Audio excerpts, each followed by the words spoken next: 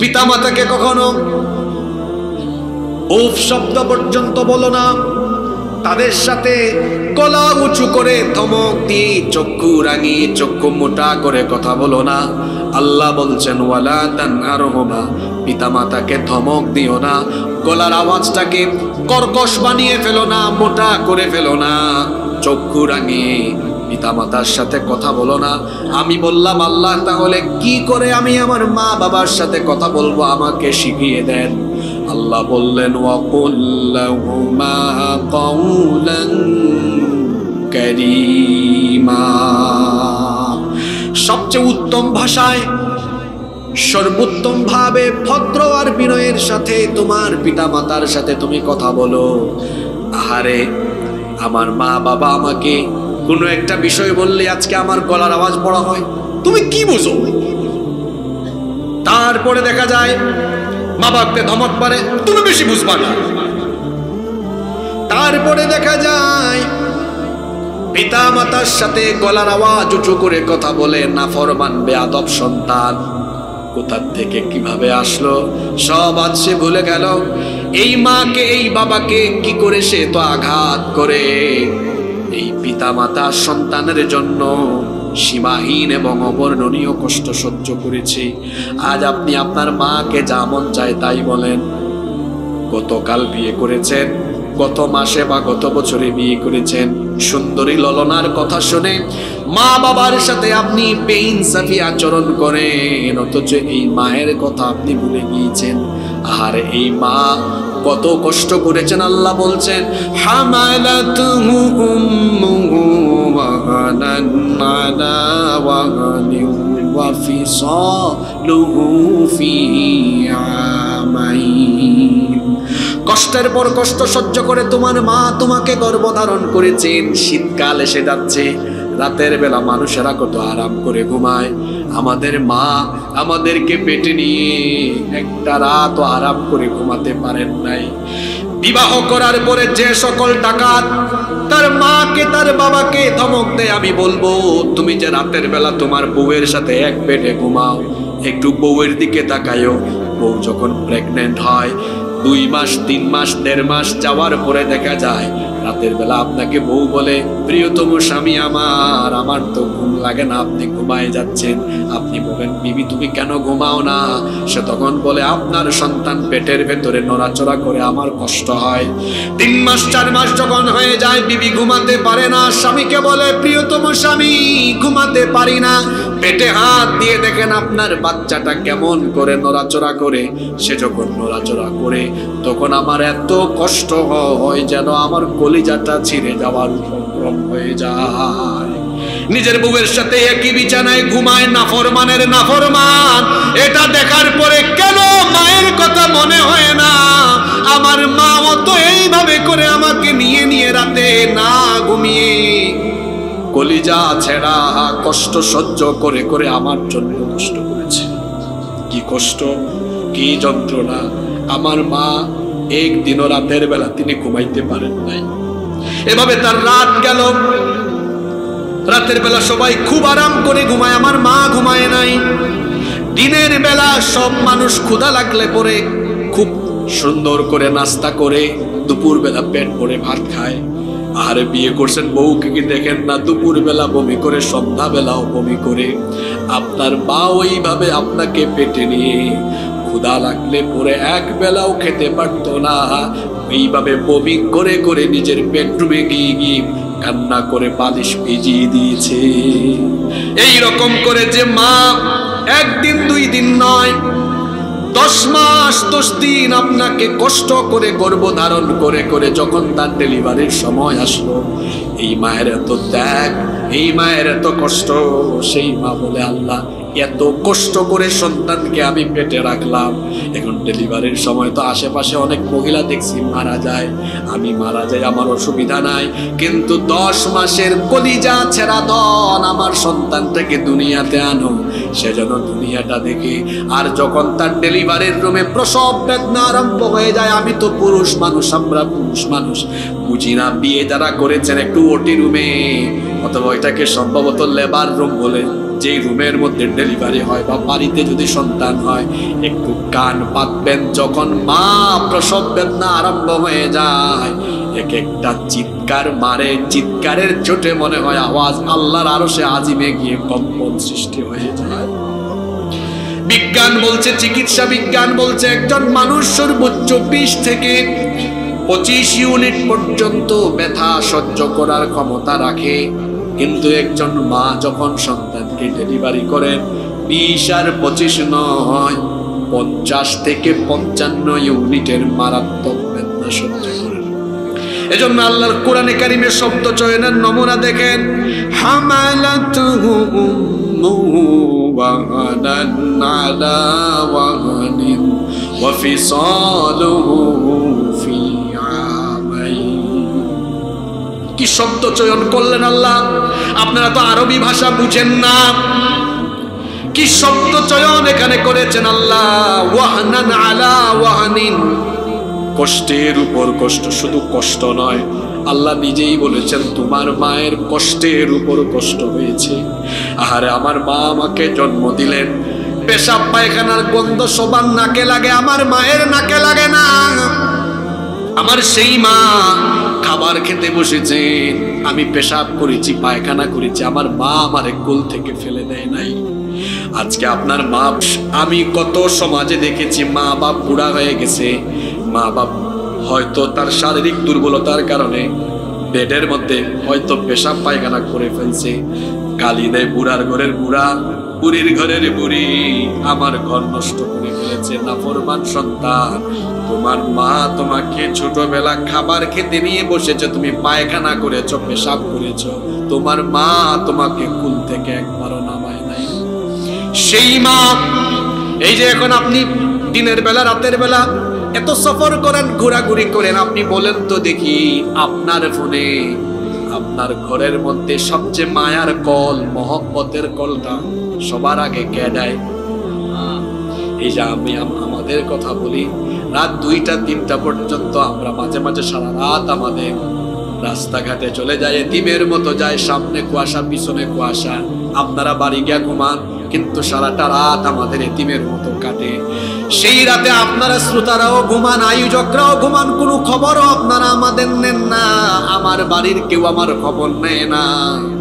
কিন্তু কিছুক্ষণ পর পর কিন্তু একটা জায়গা থেকে ঠিকই কল আসে, বাবারে সবাই ঘুমায় আছে, কিন্তু তুই যে কুয়াশা ঘেরা রাতে এখনো বাহিরে, তোর টেনশনে আমার এখনো ঘুম আসে। এইটা হলো আপনার মা। আমি এটাই আপনাকে বুঝাতে চাচ্ছি, সেই মাকে আপনি কেমনে আঘাত করেন, কি করে আপনি সেই মাকে কষ্ট দেন। রাত 2টা বাজুক 3টা বাজুক বাড়িতে যাবেন, গিয়ে দেখবেন আপনার বাড়ির সবাই ঘুমে, কিন্তু একজন মানুষ তখনও ঘুমায় না, বাড়ির দরজায় তখনও আপনার জন্য পাহারাদারের মতো দাঁড়ায় থাকে। থাকে কিনা বলেন? সে আপনার মা। এই গেল মায়ের প্রসঙ্গ। আর তো বাপ, এটা বাবা না, আমি বলি একটা বটবৃক্ষ। বৃক্ষ যেমন তার প্রতীককে ছায়া দেয়, তেমনি বাবা সন্তানকে মায়া আর ভালোবাসার ছায়া দিয়ে আগলে রাখে। যার বাপ আছে এটা সে বুঝবে না, বাপ মরলে পরে বোঝা যায়।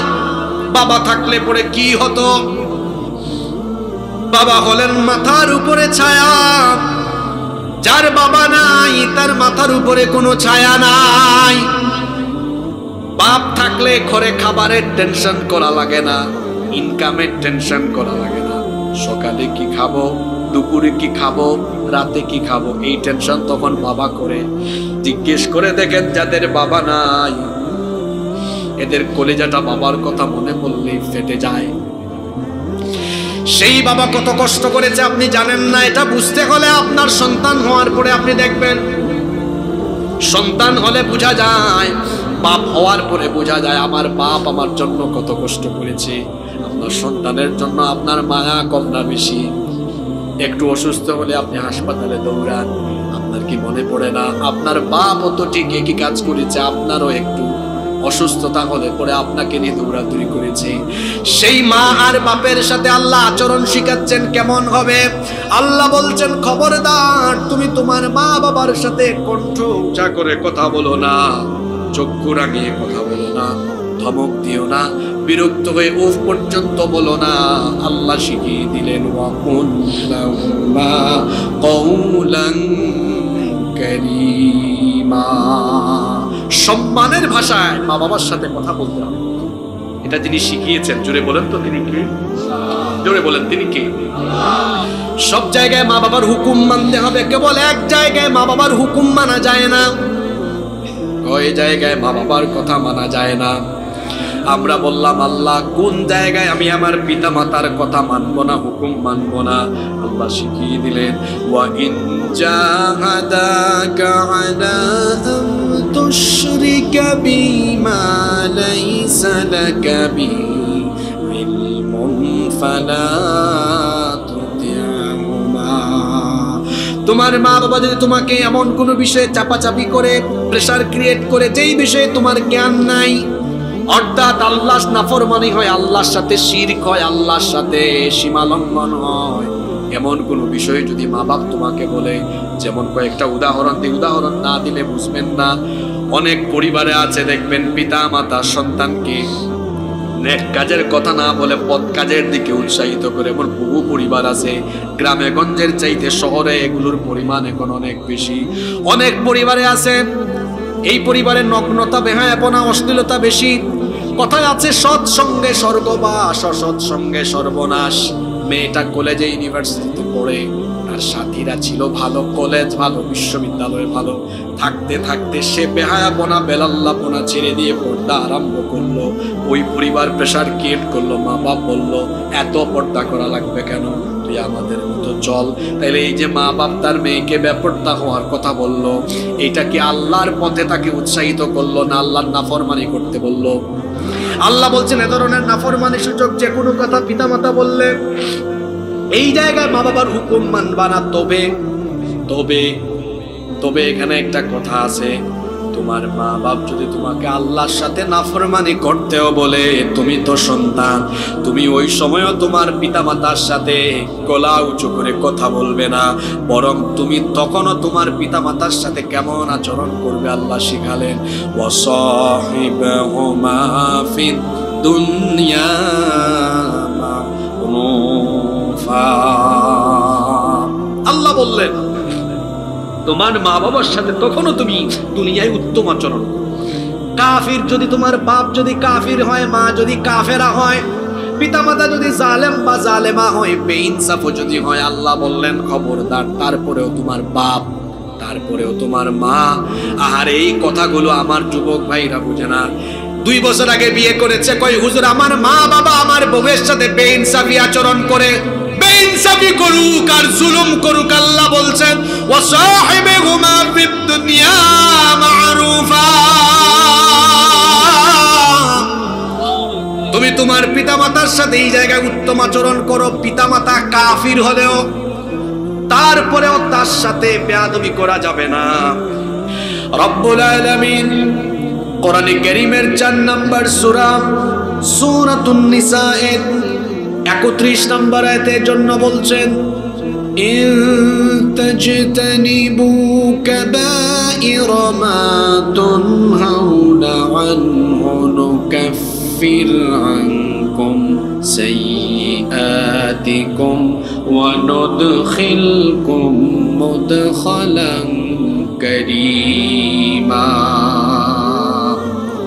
আল্লাহ তাআলা বলছেন যে সকল কবিরা গুনাহ থেকে তোমাদেরকে নিষেধ করা হয়েছে, সে সকল কবিরা গুনাহ থেকে যদি তোমরা নিজেদেরকে বাঁচিয়ে রাখতে পারো, তাহলে তোমাদের দ্বারা যদি কোনো সগীরা গুনাহ হয়েও যায়, আল্লাহ তাআলা নেক আমলের মাধ্যমে তোমাদের সেই গুনাহগুলো মাফ করে দিবেন। তার পাশাপাশি ওয়ানুদখিলকুম মুদখালান কারীমা, আল্লাহ তোমাদেরকে সম্মানজনক স্থান অর্থাৎ তার বানানো অফুরন্ত নিয়ামতের জায়গা জান্নাতের মেহমান আল্লাহ তোমাদেরকে বানিয়ে দিবে। শর্ত কি? কন্ডিশন কি? কন্ডিশন হলো কবিরা গুনাহ থেকে নিজেকে বাঁচিয়ে রাখতে পারলে। সগীরা গুনাহ হইল এটা নেক আমলের মাধ্যমে সগীরা গুনাহ কি হয়? আচ্ছা, নেক আমলের মাধ্যমে যে সগীরা গুনাহ মাফ হয়, এর কয়েকটা উদাহরণ হাদিস শরীফ থেকে আপনাদেরকে দিই। কোন ব্যক্তি যখন ওযু করে আল্লাহর হাবিব বলেছেন, সে যখন অজুর পানি দিয়ে তার অজুর অঙ্গ প্রত্যঙ্গগুলো ধৌত করে, অজুর পানি যখন অজুর অঙ্গ প্রত্যঙ্গ গড়িয়ে গড়িয়ে পড়তে থাকে, তখন তার সগীরা গুনাহ অজুর পানির সঙ্গে ঝরতে থাকে। বান্দা যখন কুলি করে, কুলি যখন ফেলে দেয়, তখন তার মুখের সগীরা গুনাহ মাফ হয়ে যায়। মুখমণ্ডল যখন ধৌত করে, তার চোখের সগীরা গুনাহ, তার মুখমণ্ডলের সগীরা গুনাহ মাফ হয়ে যায়। সে যখন তার দুই হাত কনুই পর্যন্ত ধৌত করে, তার দুই হাত দ্বারা সংগঠিত সগীরা গুনাহগুলো তখন অজুর পানির সাথে ঝরে পড়ে যায়। এমনি ভাবে সে যখন তার দুই পা টাকনো পর্যন্ত ধৌত করে, তখন তার পা দ্বারা সংগঠিত সগীরা গুনাহগুলো ঝরে পড়ে যায়। এমনি ভাবে নেক আমলের মাধ্যমে বান্দার সগীরা গুনাহগুলো মাফ হয়।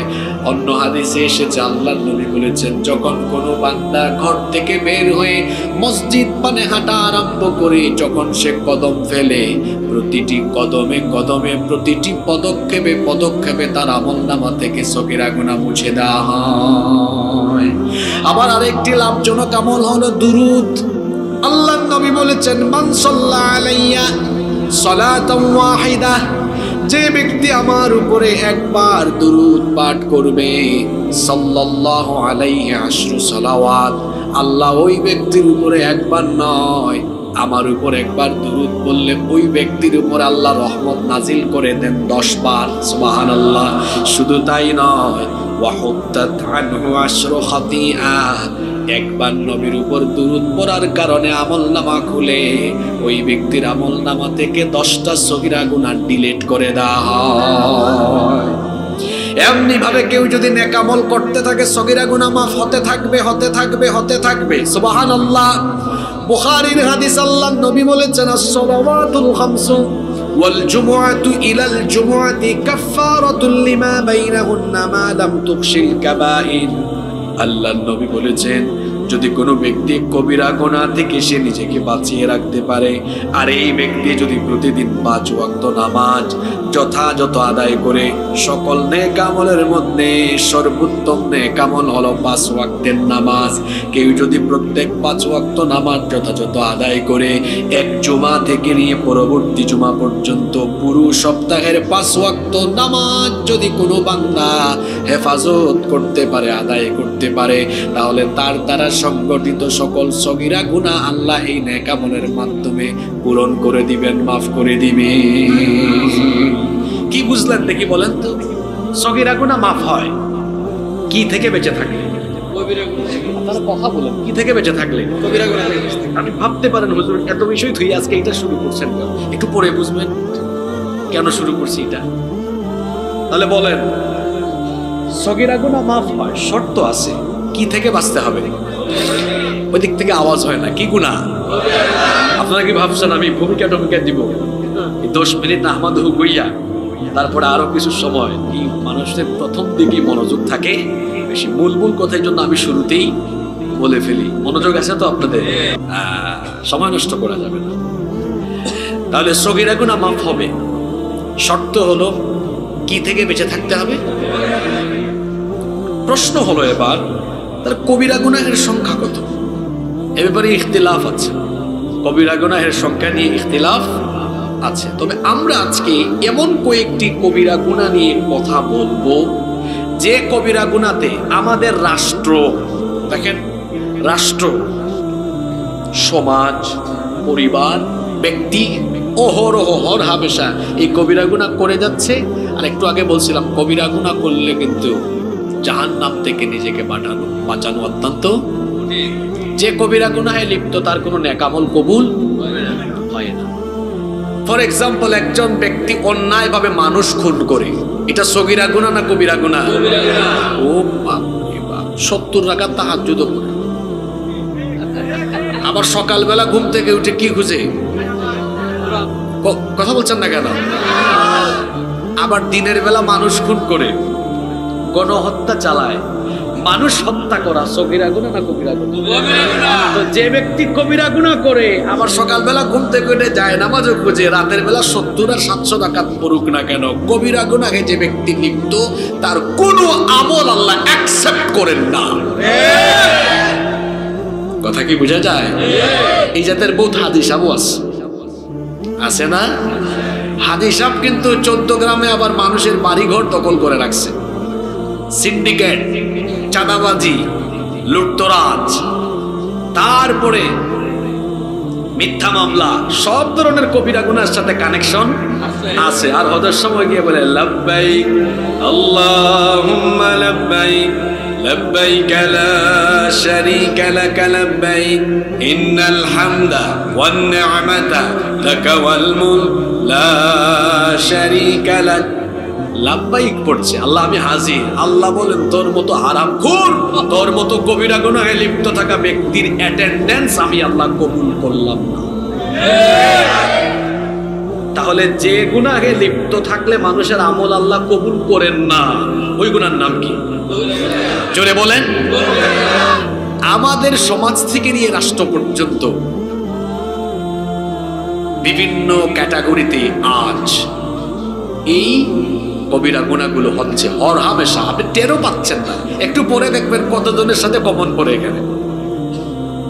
আসেন তো আমরা কিছু কয়েক কবিরা গুনাহ নিয়ে কথা বলি। কবিরা গুনার মধ্যে সবচেয়ে বড় কবিরা গুনাহ হলো আল্লাহর সাথে শিরক করা। আকবারুল কাবাইরি আশিরকু বিল্লাহ। আপনারা বলবেন হুজুর 1 নাম্বার এটা আনকমন, এটা বাদ দিয়ে দেন, তাই না? আমরা তো আল্লাহর সাথে শিরক করি না। একটু পরে বুঝবেন আপনাদের দেশের রাষ্ট্রের সর্বোচ্চ জায়গা থেকে নিয়ে সর্বনিম্ন পর্যন্ত কিভাবে শিরক হচ্ছে। মা মানা শিরক, হোয়াটস দ্য মিনিং অফ শিরক? শিরক শব্দের অর্থ কি? শিরক শব্দের অর্থ হচ্ছে আল্লাহর একত্ববাদে, তার নাম বা গুণাবলীতে, তার ইবাদতে বা তার সার্বভৌম ক্ষমতায় আল্লাহর সাথে অন্য কাউকে সমকক্ষ সাব্যস্ত করা হলো আল্লাহর সাথে শিরক করা। শিরকের গুনাহ এত ডেঞ্জারাস, এত মারাত্মক, এই গুনাহে যে ব্যক্তি লিপ্ত থাকে তার 3টা ক্ষতি হয়। কথা বুঝে থাকলে বলেন তো, শিরকের গুনাহে যে ব্যক্তি লিপ্ত থাকে তার কয়টা গুনাহ হয়? 3টা। শিরকের গুনাহ এমন মারাত্মক গুনাহ, এই গুনাহের সাথে যারা সম্পৃক্ত থাকে এদের 3টি মারাত্মক ক্ষতি হয়। 1 নাম্বার, ওই ব্যক্তি আল্লাহর ক্ষমা থেকে বঞ্চিত হয়ে যায়। কোরআনে কারীমের 4 নাম্বার সূরা সূরাতুন নিসা এর 48 নাম্বার আয়াতে আল্লাহ বলছেন, ইন্নাল্লাহা লা ইয়াগফিরু আন ইউশরাকা বিহি ওয়া ইয়াগফিরু মা দুনা যালিকা লিমান ইয়াশা ওয়া মান ইউশরিক বিল্লাহি ফাকাদ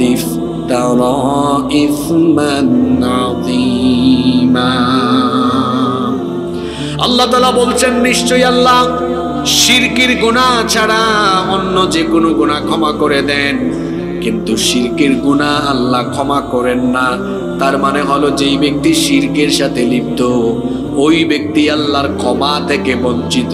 জোরে বলেন, কি থেকে বঞ্চিত? আর যে ব্যক্তি আল্লাহর ক্ষমা থেকে বঞ্চিত সে ব্যক্তি আল্লাহর জান্নাত থেকে বঞ্চিত। 2 নাম্বার, শিরকের সাথে যারা লিপ্ত ওই ব্যক্তির সকল নেক আমলগুলোকে যিনি বরবাদ করে দিবেন, তার নামাজ, তার রোজা, তার হজ, তার যাকাত, তার মাহফিলের বক্তা হওয়া, মাহফিলের শ্রোতা হওয়া, তার জিকির আজকার, তার তাসবিহ তাহলিল, তার ইবাদত বন্দেগী যা কিছু আছে, শিরকের সাথে লিপ্ত থাকলে পরে এগুলো সব যিনি বরবাদ করে দিবেন। গলার আওয়াজ বড় করে বলেন, তিনি কি? কোরআনে কারীমের 39 নম্বর সূরা সূরাতুজ জুমারের 65 নম্বর আয়াতে রব্বুল আলামিন বলছেন, ওয়ালাকাদ উহিয়া ইলাইকা ওয়া ইলাল্লাযীনা মিন ক্বাবলিকা লাইন আশরাকতা লায়াহবাতান্না আমালুকা ওয়া লাতাকুনান্না মিনাল খাসিরিন। আল্লাহ তাআলা বলছেন, ও আমার হাবিব, আমি আপনার উপরে এবং আপনার পূর্ববর্তীদের উপরে একই রকমের ওয়াহী প্রত্যাদেশ করেছি। যদি তারা শিরকের সাথে লিপ্ত হয় তাহলে তাদের সকল আমলগুলোকে যিনি বাতিল করে দিবেন। পুরুষোচিত কণ্ঠে জবাব দিয়ে বলেন তিনি কি? কথাগুলো মনোযোগ দিয়ে শোনেন, কারণ একটু পরে এগুলো কাজে লাগবে। 1 নাম্বার শিরকের সাথে লিপ্ত ব্যক্তি আল্লাহর ক্ষমা থেকে বঞ্চিত। 2 নাম্বার শিরকে লিপ্ত ব্যক্তির সব আমল বাতিল করে দিবেন কে? 3 নাম্বার যে ব্যক্তি শিরকের সাথে লিপ্ত ওই ব্যক্তির জন্য জান্নাত হারাম আর জাহান্নাম তার জন্য অবধারিত করে যিনি দিয়েছেন, জোরে বলেন তিনি কে? রব্বুল আলামিন কোরআনে কারীমের 5 নম্বর সূরা সূরাতুল মাইদা এর 72 নম্বর আয়াতে বলছেন, ইন্নাহু মান ইউশরিক বিল্লাহি ফাকাদ হারামাল্লাহু আলাইহিল জান্নাতা ওয়া মাওয়াহুন নার ওয়া মা লিয-যালিমিনা মিন আনসার। আল্লাহ তাআলা বলছেন, নিশ্চয়ই যে ব্যক্তি আল্লাহর সাথে শিরক করে তার জন্য জান্নাত যিনি হারাম করে দিয়েছেন তিনি কে? ওয়া মাওয়াহুন নারি ওয়া মা লিয-যালিমিনা মিন আনসার। তার জন্য জাহান্নাম অবধারিত, তার জন্য কোনো সাহায্যকারী থাকবে না। কোরআনে কারীমের ভিন্ন ভিন্ন 3টি সূরার ভিন্ন 3টা আয়াত থেকে আমরা জানলাম শিরকে লিপ্ত হওয়ার ক্ষতি হলো 3টা। দেখি কি শুনলেন, একটু পরীক্ষা হয়ে যাক। 1 নাম্বার শিরকে লিপ্ত ব্যক্তি আল্লাহর কি থেকে বঞ্চিত? এই বুঝি ওয়াজ শুনতেছেন আপনারা? ক্ষমা ক্ষমা আল্লাহর। 1 নাম্বার শিরকে লিপ্ত ব্যক্তি আল্লাহর কি থেকে বঞ্চিত? ক্ষমা। 2 নাম্বার শিরকে লিপ্ত ব্যক্তির কি আল্লাহ বাতিল করবেন? সব নেক আমল বাতিল। 3 নাম্বার শিরকে লিপ্ত ব্যক্তির জন্য কি অবধারিত? জুড়ে বলেন। তাহলে শিরকের গুনাহ মারাত্মক কম না বেশি? শিরক হলো 2 প্রকার, শিরকে আকবার, শিরকে আসগর। আবার তাওহীদের বৈপরীত্যের দিক থেকে শিরক 3 ভাবে হতে পারে। আল্লাহর একত্ববাদে হতে পারে, নাম বা গুণাবলিতে হতে পারে, অথবা আল্লাহর উলুহিয়াতের সাথে ইবাদতের সাথে শিরক হতে পারে। এবার দেখেন তো এই শিরকের সাথে আমাদের সমাজের কত মানুষ সম্পৃক্ত। আমি সমাজের প্রচলিত কয়েকটা শিরকের কথা বলি। দেখেন, 1 নাম্বার, আল্লাহ ছাড়া অন্য কারো গায়েবী ক্ষমতা আছে এটা বলা বা বিশ্বাস করা, আল্লাহর সাথে শিরক করা। আমার দেশে এমন বহু মানুষ নবীকে গায়েব জানেন বলে তারা বিশ্বাস করে, এটা বলে আর বিশ্বাস করে তারা ঈমান হারা হয়ে মুশরিক হয়ে গিয়েছে। তারপরে জাদু টুনা পান মারা এগুলোতে যারা সম্পৃক্ত, একই পরিবারের ভাই বোন, জাদু টুনা পান মারা এগুলোতে সম্পৃক্ত অনেকে। জাদুবিদ্যা হলো শয়তানি বিদ্যা, এগুলোতে যারা সম্পৃক্ত এদের ঈমান নাই। তারপরে অনেকে আছে গণকের কাছে যায়, জ্যোতিষীর কাছে যায়, ভাগ্য গণনা করে। পুরুষের চাইতে এগুলা নারীরা একটু বেশি করে। যে ব্যক্তি গণকের কাছে যায়, জ্যোতিষীর কাছে যায়, তার ঈমান থাকে না। আল্লাহর নবী বলেছেন যে ব্যক্তি গণকের কাছে যায় 40 দিন পর্যন্ত তার কোনো ইবাদত কবুল হয়। মাজার স্পর্শ করে, মাজার দোয়া পানি পান করা, কবরের মাটি তাবিজ লাগিয়ে গলার মধ্যে ঝুলানো, হার লটকানো, বিভিন্ন সুতা লটকানো, অনেকে আবার আংটি ব্যবহার করে, আংটিতে ধাতব্য পাথর দিয়ে মনে করে এটা আমাকে সেফ করবে, এমন আকীদা বিশ্বাস যদি ধারণ করে ঈমান থাকবে। আজকে বড় দুঃখ করে বলতে হয় শিরক আমাদের সমাজের সব জায়গায় ঢুকে গিয়েছে। কিভাবে মানুষ শিরক করছে দেখেন। আল্লাহ যেটা দিতে পারেন, আল্লাহ যেটা করতে পারেন, এটা অন্য কেউ দিতে পারে বা করতে পারে এমনটা বলা বা বিশ্বাস করা মানে আল্লাহর সাথে শিরক করা। যেমন সন্তান দেওয়ার মালিক কে? লিল্লাহি মা ফিস সামাওয়াতি ওয়া মা ফিল আরদি ইয়াখলুকু মা ইয়াশা ইয়াহাবু লিমান ইয়াশাউ ইনাসা ওয়া ইয়াহাবু লিমান ইয়াশাউ যুকুর আও ইউযাওয়িজুহুম যুকরানা ওয়া ইনাসা ওয়া ইয়াজআলু মান ইয়াশাউ আকিমা। আসমান সমূহ আর জমিনে যা কিছু আছে সবকিছুর মালিকানা যার হাতের মুঠায়, তিনি কে? তিনি যা চান তাই সৃষ্টি করতে পারেন। তিনি যাকে চান তাকে কন্যা সন্তান দেন, যাকে চান পুত্র সন্তান দেন, যাকে চান ছেলে মেয়ে দুটা মিলিয়ে দেন, যাকে চান আল্লাহ ছেলে মেয়ে কোনোটাই দেন না, বন্ধা অবস্থায় আল্লাহ রেখে দেন। তাহলে সন্তান দেওয়া আর না দেওয়ার মালিক কি? আমার দেশে বহু মানুষ জীবিত পীর মুর্দা পীরের কাছে গিয়ে সন্তান চেয়ে ইমানটাকে তারা জীবিত পীর আর মৃত পীরের কাছে দিয়ে তারা মুশরিক হয়ে যায়। আছে না নাই?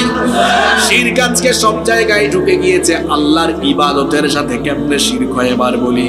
আশ-শিরকু ফিল ইবাদাহ, আল্লাহর ইবাদতে কেমনে শিরক হয়? আপনার রাষ্ট্র আজকে আপনাকে সেই শিরকে বাধ্য করছে। আল্লাহ যেটা জায়েজ করেছেন আপনি যদি সেটা না জায়েজ করেন, আবার আল্লাহ যেটা হারাম করেছেন আপনি যদি সেটা হালাল করেন, এটা হবে আল্লাহর সাথে শিরক করা। কথাগুলো কি বুঝতেছেন? খুব জটিল কথা আরম্ভ হয়েছে। আল্লাহ যেটা হালাল করেছেন ওইটা আপনি হারাম করলেন, আর আল্লাহ যেটা হারাম করেছেন ওইটা আপনি হালাল করলেন। এটা ইবাদতে আল্লাহর সাথে। আচ্ছা, তো কয়েকটা উদাহরণ দেই। কাশীনগরে 17 বছরের মুন্না 15 বছরের মুন্নিকে বিয়ে করছে। এটা আপনাদের দেশের আইনে কি? শরীফ ভাই কোথায়? লয়ার আছে। আপনাদের দেশের আইনে অপরাধ, এটা বাল্য বিবাহ। কি বিবাহ? আল্লাহর আইনে এটা বালেগ বিবাহ। ঠিক আছে, আল্লাহর আইনে জায়েজ, আল্লাহর আইনে অপরাধ না। আপনাদের দেশের আইনে কথা বলছেন না কেন আপনারা? মুখস্থ ওয়াজ না বাস্তব ওয়াজ চলতেছে এগুলা? আচ্ছা, উল্টায় দেন তো, উল্টা। 17 বছরের মুন্না 15 বছরের মুন্নিকে নিয়ে আমতলা, লাউতলা, ঝাউতলা, বটগাছ তলায় বাদাম খায়, বুট খায়, হাত ধরাধরি করে, মাখামাখি ঢলাঢলি করে। আল্লাহর আইনে অপরাধ, আল্লাহর আইনে। আপনাদের দেশের আইনে ব্যাপারই না। ঠিক আছে কিনা? আল্লাহ যেটা হালাল করলেন আপনি রাষ্ট্রীয়ভাবে হারাম করলেন, আল্লাহ যেটা হারাম করলেন আপনি রাষ্ট্রীয়ভাবে হালাল করলেন, আল্লাহ যেটা হালাল করলেন রাষ্ট্রীয়ভাবে আপনি হারাম করলেন। এটা হলো রাষ্ট্রীয়ভাবে আল্লাহর ইবাদতে শিরক করা। এই শিরক চলে না? চলে না? আরো আছে গো।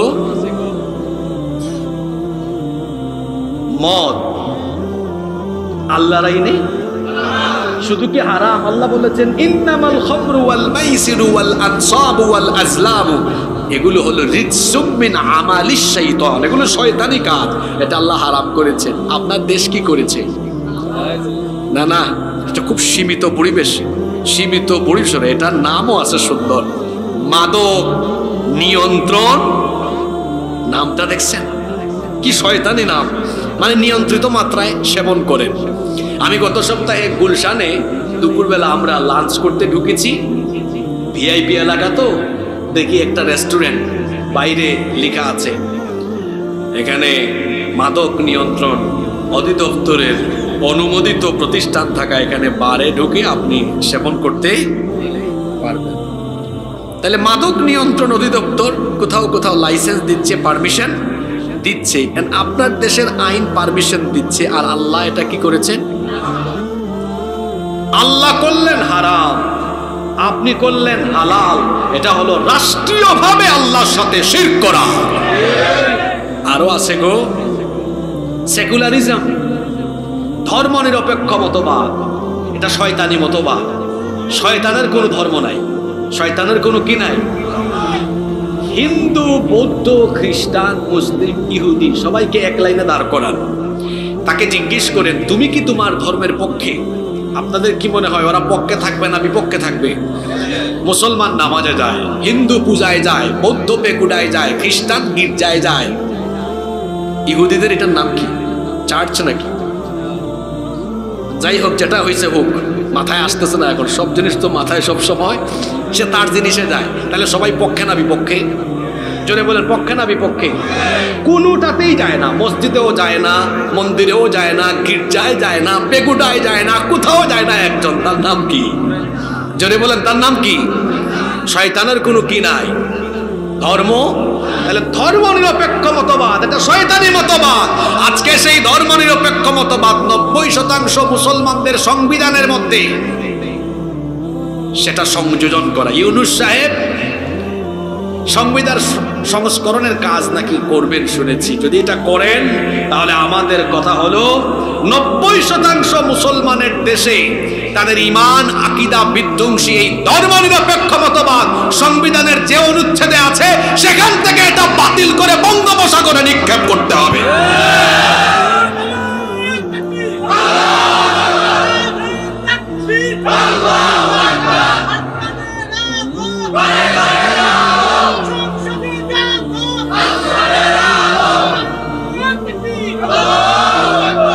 কষ্ট হচ্ছে নাকি আপনাদের? তাহলে সবচেয়ে বড় কবিরা গুনাহ হলো আল্লাহর সাথে কি করা। আজকে এই শিরক একদম ব্যক্তি থেকে নিয়ে পরিবার সমাজ কোথায় গিয়ে ঢুকেছে। আরো আছে গো, বলবো। সকল ক্ষমতার উৎস সকল ক্ষমতার উৎস যদি জনগণ হইতো আমার 3 দিন ধরে জ্বর সর্দি কাশি থাকতো না। যদি সকল ক্ষমতার উৎস জনগণই হইতো আমার 3 দিন ধরে জ্বর সর্দি কাশি থাকতো না, কারণ আমি তো ক্ষমতার মালিক, আমার শরীরকে আমি নিয়ন্ত্রণ করতে পারতাম। আপনি আপনার শরীর 3.5 হাত এটাকেই নিয়ন্ত্রণ করতে পারেন না, আপনি কেমনে ক্ষমতার মালিক হন? ক্ষমতার মালিক যিনি, তিনি কে? সে আল্লাহ ক্ষমতার নামে কোরআনে সূরা দিয়েছেন। সূরার নাম হলো সূরা মুলক। মুলক অর্থ কি? মুলক মানে হলো পাওয়ার, মুলক মানে হচ্ছে অথরিটি, মুলক মানে হচ্ছে সভরেন্টি, ক্ষমতা, কর্তৃত্ব, সার্বভৌমত্বের একমাত্র মালিক যিনি, তিনি কে? কি সুন্দর করে আল্লাহ এই সূরা শুরু করলেন, পড়েন আমার সাথে। তাবারাকাল্লাযী বিয়াদিহিল মুলকু ওয়া হুয়া আলা কুল্লি শাইইন কাদির। বরকতময় সুমহান সেই সত্তা যার হাতে সকল ক্ষমতা, সকল ক্ষমতার মালিক যিনি। গলার আওয়াজ বড় করে বলেন তিনি কে?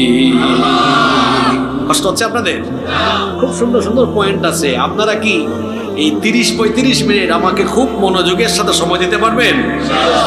সামনে অনেক কিছু আছে ভাই। নাম্বার 2 নম্বর মারাত্মক কবিরা গুনাহ হলো পিতামাতার অবাধ্য হওয়া। পিতামাতার কি হওয়া? আহা, অনেক তরুণ ছাত্র যুবক তাদের কেরিয়ার সামনে পড়ে আছে, উজ্জ্বল ভবিষ্যৎ নষ্ট করে ফেলছে শয়তানের খপ্পরে পড়ে পিতামাতার সাথে বেয়াদবি করার। খবরদার আমার তরুণ যুবক ছাত্র ভাইয়েরা, পিতামাতা নিজের ফাদার মাদার হলো সবচাইতে সেনসিটিভ জায়গা। এখানে যদি কোনো প্রকার অসতর্কতাবশত কোনো ধরনের গাফলতি হয়ে যায়, কেরিয়ার নষ্ট হয়ে যাবে, দুনিয়া আখিরাত শেষ হয়ে যাবে। কারণ আমার আল্লাহর ফরমান কি আপনি শুনেন, কোরআনে কারীমের 17 নম্বর সূরা, সূরা বনি ইসরাঈলের 23 নম্বর আয়াতে আল্লাহ তাআলা আপনাকে কি ফরমান শোনালেন? ওয়া ক্বাদা রাব্বুকা আল্লা তা'বুদু ইল্লা ইয়্যাহু ওয়া বিল ওয়ালিদাইনি ইহসানা। তোমার রবের পক্ষ থেকে ফয়সালা হয়ে গিয়েছে তুমি আল্লাহ ছাড়া অন্য কারো ইবাদত করবে না, আর আল্লাহর ইবাদতের পরে ওয়া বিল ওয়ালিদাইনি ইহসানা, তুমি তোমার পিতামাতার সাথে ইহসান করবে, তাদের সাথে সুন্দর আচরণ করবে, সুন্দর এবং সর্বোত্তম ব্যবহার করবে। পিতামাতার প্রৌঢ়কালীন অর্থাৎ 40-45 বছরের সময়ের কথা আল্লাহ বললেন না, বিশেষ করে আল্লাহ বার্ধক্য সময়ের কথা আয়াতের মধ্যে উল্লেখ করলেন। তার কারণ হলো মানুষ যখন বার্ধক্য বয়সে চলে যায় তখন সে দুর্বল হয়ে যায়, তখন তার সন্তান সন্ততি পরিবারের মানুষের হেল্পের দরকার হয়, খেদমতের দরকার হয়। এজন্য আল্লাহ মা বাবার বার্ধক্য বয়সের কথা উল্লেখ করে সন্তানদেরকে আল্লাহ তাআলা আদেশ করলেন, শোনো, ইম্মা ইয়াবলুগান্না ইনদাকাল কিবারা আহাদুহুমা আও কিলাহুমা ফালা তাকুল লাহুমা উফফিন ওয়ালা তানহারহুমা وقل لهما قولا كريما। আল্লাহ আল্লাহ বলছেন তোমাদের মা বাবা দুজন কিংবা তাদের কোনো একজন যখন বার্ধক্য বয়সে চলে যায়, তাদের এই দুর্বলকালীন সময়ে তুমি তাদের উপর বিরক্ত হয়ে ফালা তাকুল লাহুমা উফ, ফালা তাকুল লাহুমা উফ, ফালা তাকুল লাহুমা উফ, উফ শব্দ পর্যন্ত বিরক্ত হয়ে বলো না বান্দা। কারণ একবার যদি তোমার মুখের ভেতর থেকে মা বাবার উপর বিরক্ত হয়ে উফ বের করে ফেলো, তোমার জন্য জান্নাত তুমি শেষ করে দিলে। পিতা মাতাকে কখনো উফ শব্দ পর্যন্ত বলো না, তাদের সাথে গলা উঁচু করে ধমক দিয়ে চক্ষু রাঙিয়ে চক্ষু মোটা করে কথা বলো না। আল্লাহ বলছেন ওয়ালা তানহারহুমা, পিতা মাতাকে ধমক দিও না, গলার আওয়াজটাকে কর্কশ বানিয়ে ফেলো না, মোটা করে ফেলো না, চক্ষু রাঙিয়ে পিতা মাতার সাথে কথা বলো না। আমি বললাম আল্লাহ তাহলে কি করে আমি আমার মা বাবার সাথে কথা বলবো, আমাকে শিখিয়ে দেন। আল্লাহ বললেন ওয়াকুল লাহুমা কাওলান কারীমা, সবচেয়ে উত্তম ভাষায় সর্বোত্তম ভাবে ভদ্র আর বিনয়ের সাথে তোমার পিতা মাতার সাথে তুমি কথা বলো। আহারে আমার মা বাবা আমাকে কোনো একটা বিষয় বললে আজকে আমার গলার আওয়াজ বড় হয়, তুমি কি বুঝো? তারপরে দেখা যায় মা বাবাকে ধমক মারে, তুমি বেশি বুঝবা না। তারপরে দেখা যায় পিতা মাতার সাথে গলার আওয়াজ উঁচু করে কথা বলে নাফরমান বেয়াদব সন্তান কোথার থেকে কিভাবে আসলো সব আজ সে ভুলে গেল। এই মাকে এই বাবাকে কি করে সে তো আঘাত করে। এই পিতা মাতা সন্তানের জন্য সীমাহীন এবং অবর্ণনীয় কষ্ট সহ্য করেছি। আজ আপনি আপনার মাকে যা মন চায় তাই বলেন। গতকাল বিয়ে করেছেন, গত মাসে বা গত বছরে বিয়ে করেছেন, সুন্দরী ললনার কথা শুনে মা বাবার সাথে আপনি বেইনসাফি আচরণ করেন, অথচ এই মায়ের কথা আপনি ভুলে গিয়েছেন। আর এই মা কত কষ্ট করেছেন। আল্লাহ বলছেন হামালাতুহু উম্মুহু ওয়াহানান আলা ওয়াহানিন ওয়া ফিসালুহু ফি আমাইন, কষ্টের পর কষ্ট সহ্য করে তোমার মা তোমাকে গর্ভধারণ করেছেন। শীতকাল এসে যাচ্ছে, রাতের বেলা মানুষেরা কত আরাম করে ঘুমায়, আমাদের মা আমাদেরকে পেটে নিয়ে একটা রাত আরাম করে ঘুমাতে পারেন নাই। বিবাহ করার পরে যে সকল ডাকাত তার মাকে তার বাবাকে ধমক দেয়, আমি বলবো তুমি যে রাতের বেলা তোমার বউয়ের সাথে এক পেটে ঘুমাও, একটু বউয়ের দিকে তাকায়ও। বউ যখন প্রেগনেন্ট হয় 2 মাস 3 মাস 1.5 মাস যাওয়ার পরে দেখা যায় রাতের বেলা আপনাকে বউ বলে প্রিয়তম স্বামী আমার তো ঘুম লাগে না, আপনি ঘুমায় যাচ্ছেন। আপনি বলেন বিবি তুমি কেন ঘুমাও না? সে তখন বলে আপনার সন্তান পেটের ভেতরে নড়াচড়া করে আমার কষ্ট হয়। 3 মাস 4 মাস যখন হয়ে যায় বিবি ঘুমাতে পারে না, স্বামীকে বলে প্রিয়তম স্বামী ঘুমাতে পারি না।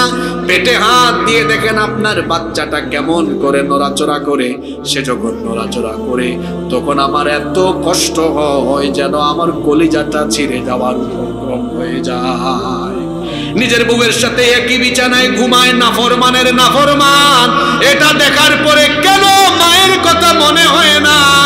আমার মা মতো এইভাবে করে আমাকে নিয়ে নিয়ে রাতে না ঘুমিয়ে কলিজা ছেঁড়া কষ্ট সহ্য করে করে আমার জন্য কষ্ট করেছে। কি কষ্ট, কি যন্ত্রণা। আমার মা একদিনও রাতের বেলা তিনি ঘুমাইতে পারেন নাই। এভাবে তার রাত গেল। রাতের বেলা সবাই খুব আরাম করে ঘুমায়, আমার মা ঘুমায় নাই। দিনের বেলা সব মানুষ ক্ষুধা লাগলে পরে খুব সুন্দর করে নাস্তা করে দুপুর বেলা পেট ভরে ভাত খায়। আর বিয়ে করছেন বউকে কি দেখেন না দুপুর বেলা বমি করে, সন্ধ্যা বেলাও বমি করে। আপনার মা ওইভাবে আপনাকে পেটে নিয়ে ক্ষুধা লাগলে পরে এক বেলাও খেতে পারতো না। এইভাবে বমি করে করে নিজের বেডরুমে গিয়ে গিয়ে কান্না করে বালিশ ভিজিয়ে দিয়েছে। এই রকম করে যে মা একদিন 2 দিন নয় 10 মাস 10 দিন আপনাকে কষ্ট করে গর্ভধারণ করে করে যখন তার ডেলিভারির সময় আসলো, এই মায়ের এত ত্যাগ, এই মায়ের এত কষ্ট। সেই মা বলে আল্লাহ এত কষ্ট করে সন্তানকে আমি পেটে রাখলাম, এখন ডেলিভারির সময় তো আশেপাশে অনেক মহিলা দেখছি মারা যায়, আমি মারা যাই, আমার অসুবিধা নাই, কিন্তু 10 মাসের কলিজা ছেঁড়া দন আমার সন্তানটাকে দুনিয়াতে আনো, সে যেন দুনিয়াটা দেখে। আর যখন তার ডেলিভারির রুমে প্রসব বেদনা আরম্ভ হয়ে যায়, আমি তো পুরুষ মানুষ, আমরা পুরুষ মানুষ বুঝি না, বিয়ে যারা করেছেন একটু ওটি রুমে অথবা ওইটাকে সম্ভবত লেবার রুম বলে, যেই রুমের মধ্যে ডেলিভারি হয় বা বাড়িতে যদি সন্তান হয়, একটু কান পাতবেন। যখন মা প্রসব বেদনা আরম্ভ হয়ে যায়, এক একটা চিৎকার মারে, চিৎকারের চোটে মনে হয় আওয়াজ আল্লাহর আরশে আজিমে গিয়ে কম্পন সৃষ্টি হয়ে যায়।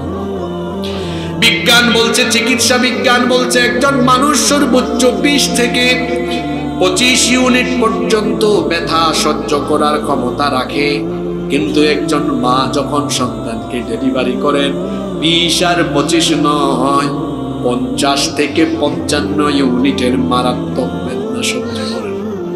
এজন্য আল্লাহর কোরআনে কারিমের শব্দ চয়নের নমুনা দেখেন, হামালাতুহু উম্মুহু ওয়াহানান আলা ওয়াহানিন ওয়া ফিসালুহু ফি আমাইন। কি শব্দ চয়ন করলেন আল্লাহ! আপনারা তো আরবি ভাষা বুঝেন না, কি শব্দ চয়ন এখানে করেছেন আল্লাহ! ওয়াহানান আলা ওয়াহানিন, কষ্টের উপর কষ্ট, শুধু কষ্ট নয়, আল্লাহ নিজেই বলেছেন তোমার মায়ের কষ্টের উপর কষ্ট হয়েছে। আহারে, আমার মা আমাকে জন্ম দিলেন, পেশাব পায়খানার গন্ধ সবার নাকে লাগে, আমার মায়ের নাকে লাগে না। আমার সেই মা খাবার খেতে বসেছেন, আমি পেশাব করেছি, পায়খানা করেছি, আমার মা আমারে কোল থেকে ফেলে দেয় নাই। আজকে আপনার মা, আমি কত সমাজে দেখেছি মা বাপ বুড়া হয়ে গেছে, মা বাপ হয়তো তার শারীরিক দুর্বলতার কারণে বেডের মধ্যে হয়তো পেশাব পায়খানা করে ফেলছে, গালি দেয় বুড়ার ঘরের বুড়া, বুড়ির ঘরের বুড়ি, আমার ঘর নষ্ট করে ফেলেছে, নাফরমান সন্তান। তোমার মা তোমাকে ছোটবেলা খাবার খেতে নিয়ে বসেছে, তুমি পায়খানা করেছো, পেশাব করেছো, তোমার মা তোমাকে কুল থেকে একবারও নামায় নাই। সেই মা, এই যে এখন আপনি দিনের বেলা রাতের বেলা এত সফর করেন, ঘোরাঘুরি করেন, আপনি বলেন তো দেখি, আপনার ফোনে আপনার ঘরের মধ্যে সবচেয়ে মায়ার কল, মহব্বতের কলটা সবার আগে কে দেয়? এই যে আমি আমাদের কথা বলি, রাত 2টা 3টা পর্যন্ত আমরা মাঝে মাঝে সারা রাত আমাদের রাস্তাঘাটে চলে যায়, এতিমের মতো যায়, সামনে কুয়াশা পিছনে কুয়াশা, আপনারা বাড়ি গিয়া ঘুমান, কিন্তু সারাটা রাত আমাদের এতিমের মতো কাটে। সেই রাতে আপনারা শ্রোতারাও ঘুমান, আয়োজকরাও ঘুমান, কোনো খবরও আপনারা আমাদের নেন না, আমার বাড়ির কেউ আমার খবর নেয় না। কিন্তু কিছুক্ষণ পর পর কিন্তু একটা জায়গা থেকে ঠিকই কল আসে, বাবারে সবাই ঘুমায় আছে, কিন্তু তুই যে কুয়াশা ঘেরা রাতে এখনো বাহিরে, তোর টেনশনে আমার এখন ঘুম আসে। এইটা হলো আপনার মা। আমি এটাই আপনাকে বুঝাতে চাচ্ছি, সেই মাকে আপনি কেমনে আঘাত করেন, কি করে আপনি সেই মাকে কষ্ট দেন। রাত 2টা বাজুক 3টা বাজুক বাড়িতে যাবেন, গিয়ে দেখবেন আপনার বাড়ির সবাই ঘুমে, কিন্তু একজন মানুষ তখনও ঘুমায় না, বাড়ির দরজায় তখনও আপনার জন্য পাহারাদারের মতো দাঁড়ায় থাকে। থাকে কিনা বলেন? সে আপনার মা। এই গেল মায়ের প্রসঙ্গ। এত বাপ, এটা বাবা না, আমি বলি একটা বটবৃক্ষ। বৃক্ষ যেমন তার প্রতীককে ছায়া দেয়, তেমনি বাবা সন্তানকে মায়া আর ভালোবাসার ছায়া দিয়ে আঁকড়ে রাখে।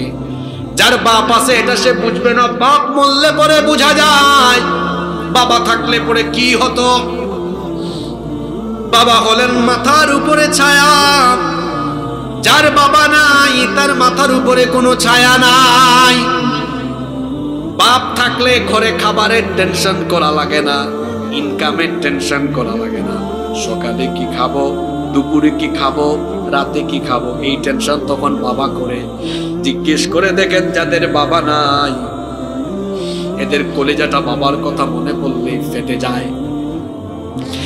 সেই বাবা কত কষ্ট করেছে আপনি জানেন না। এটা বুঝতে হলে আপনার সন্তান হওয়ার পরে আপনি দেখবেন, সন্তান হলে বোঝা যায় বাপ হওয়ার পরে বোঝা যায় আমার বাপ আমার জন্য কত কষ্ট করেছে। আপনার সন্তানের জন্য আপনার মায়া কম না বেশি?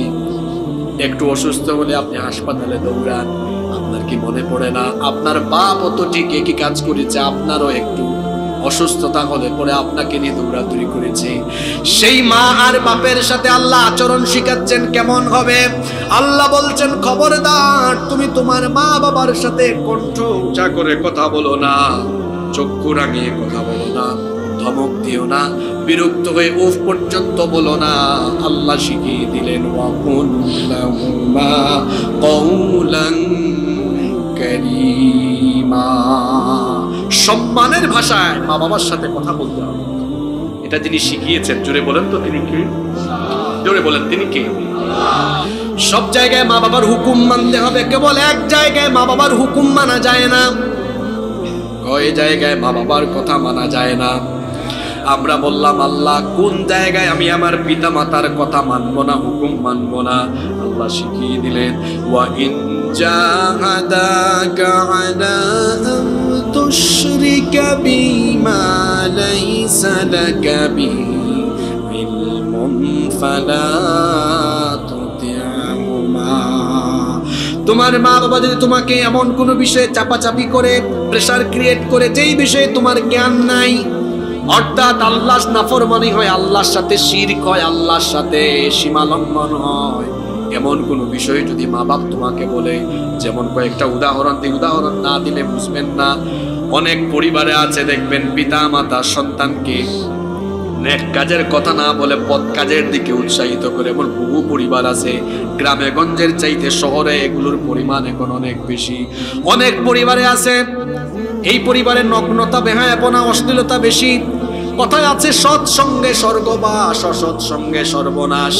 মেয়েটা কলেজে ইউনিভার্সিটিতে পড়ে, আর সাথীরা ছিল ভালো, কলেজ ভালো, বিশ্ববিদ্যালয় ভালো, থাকতে থাকতে সে বেহায়াপনা বেলাল্লাপনা ছেড়ে দিয়ে পর্দা আরম্ভ করলো। ওই পরিবার প্রেসার ক্রিয়েট করলো, মা বাপ বললো এত পর্দা করা লাগবে কেন, তুই আমাদের মতো চল। তাইলে এই যে মা বাপ তার মেয়েকে বেপর্দা হওয়ার কথা বললো, এটা কি আল্লাহর পথে তাকে উৎসাহিত করলো না আল্লাহর নাফরমানি করতে বললো?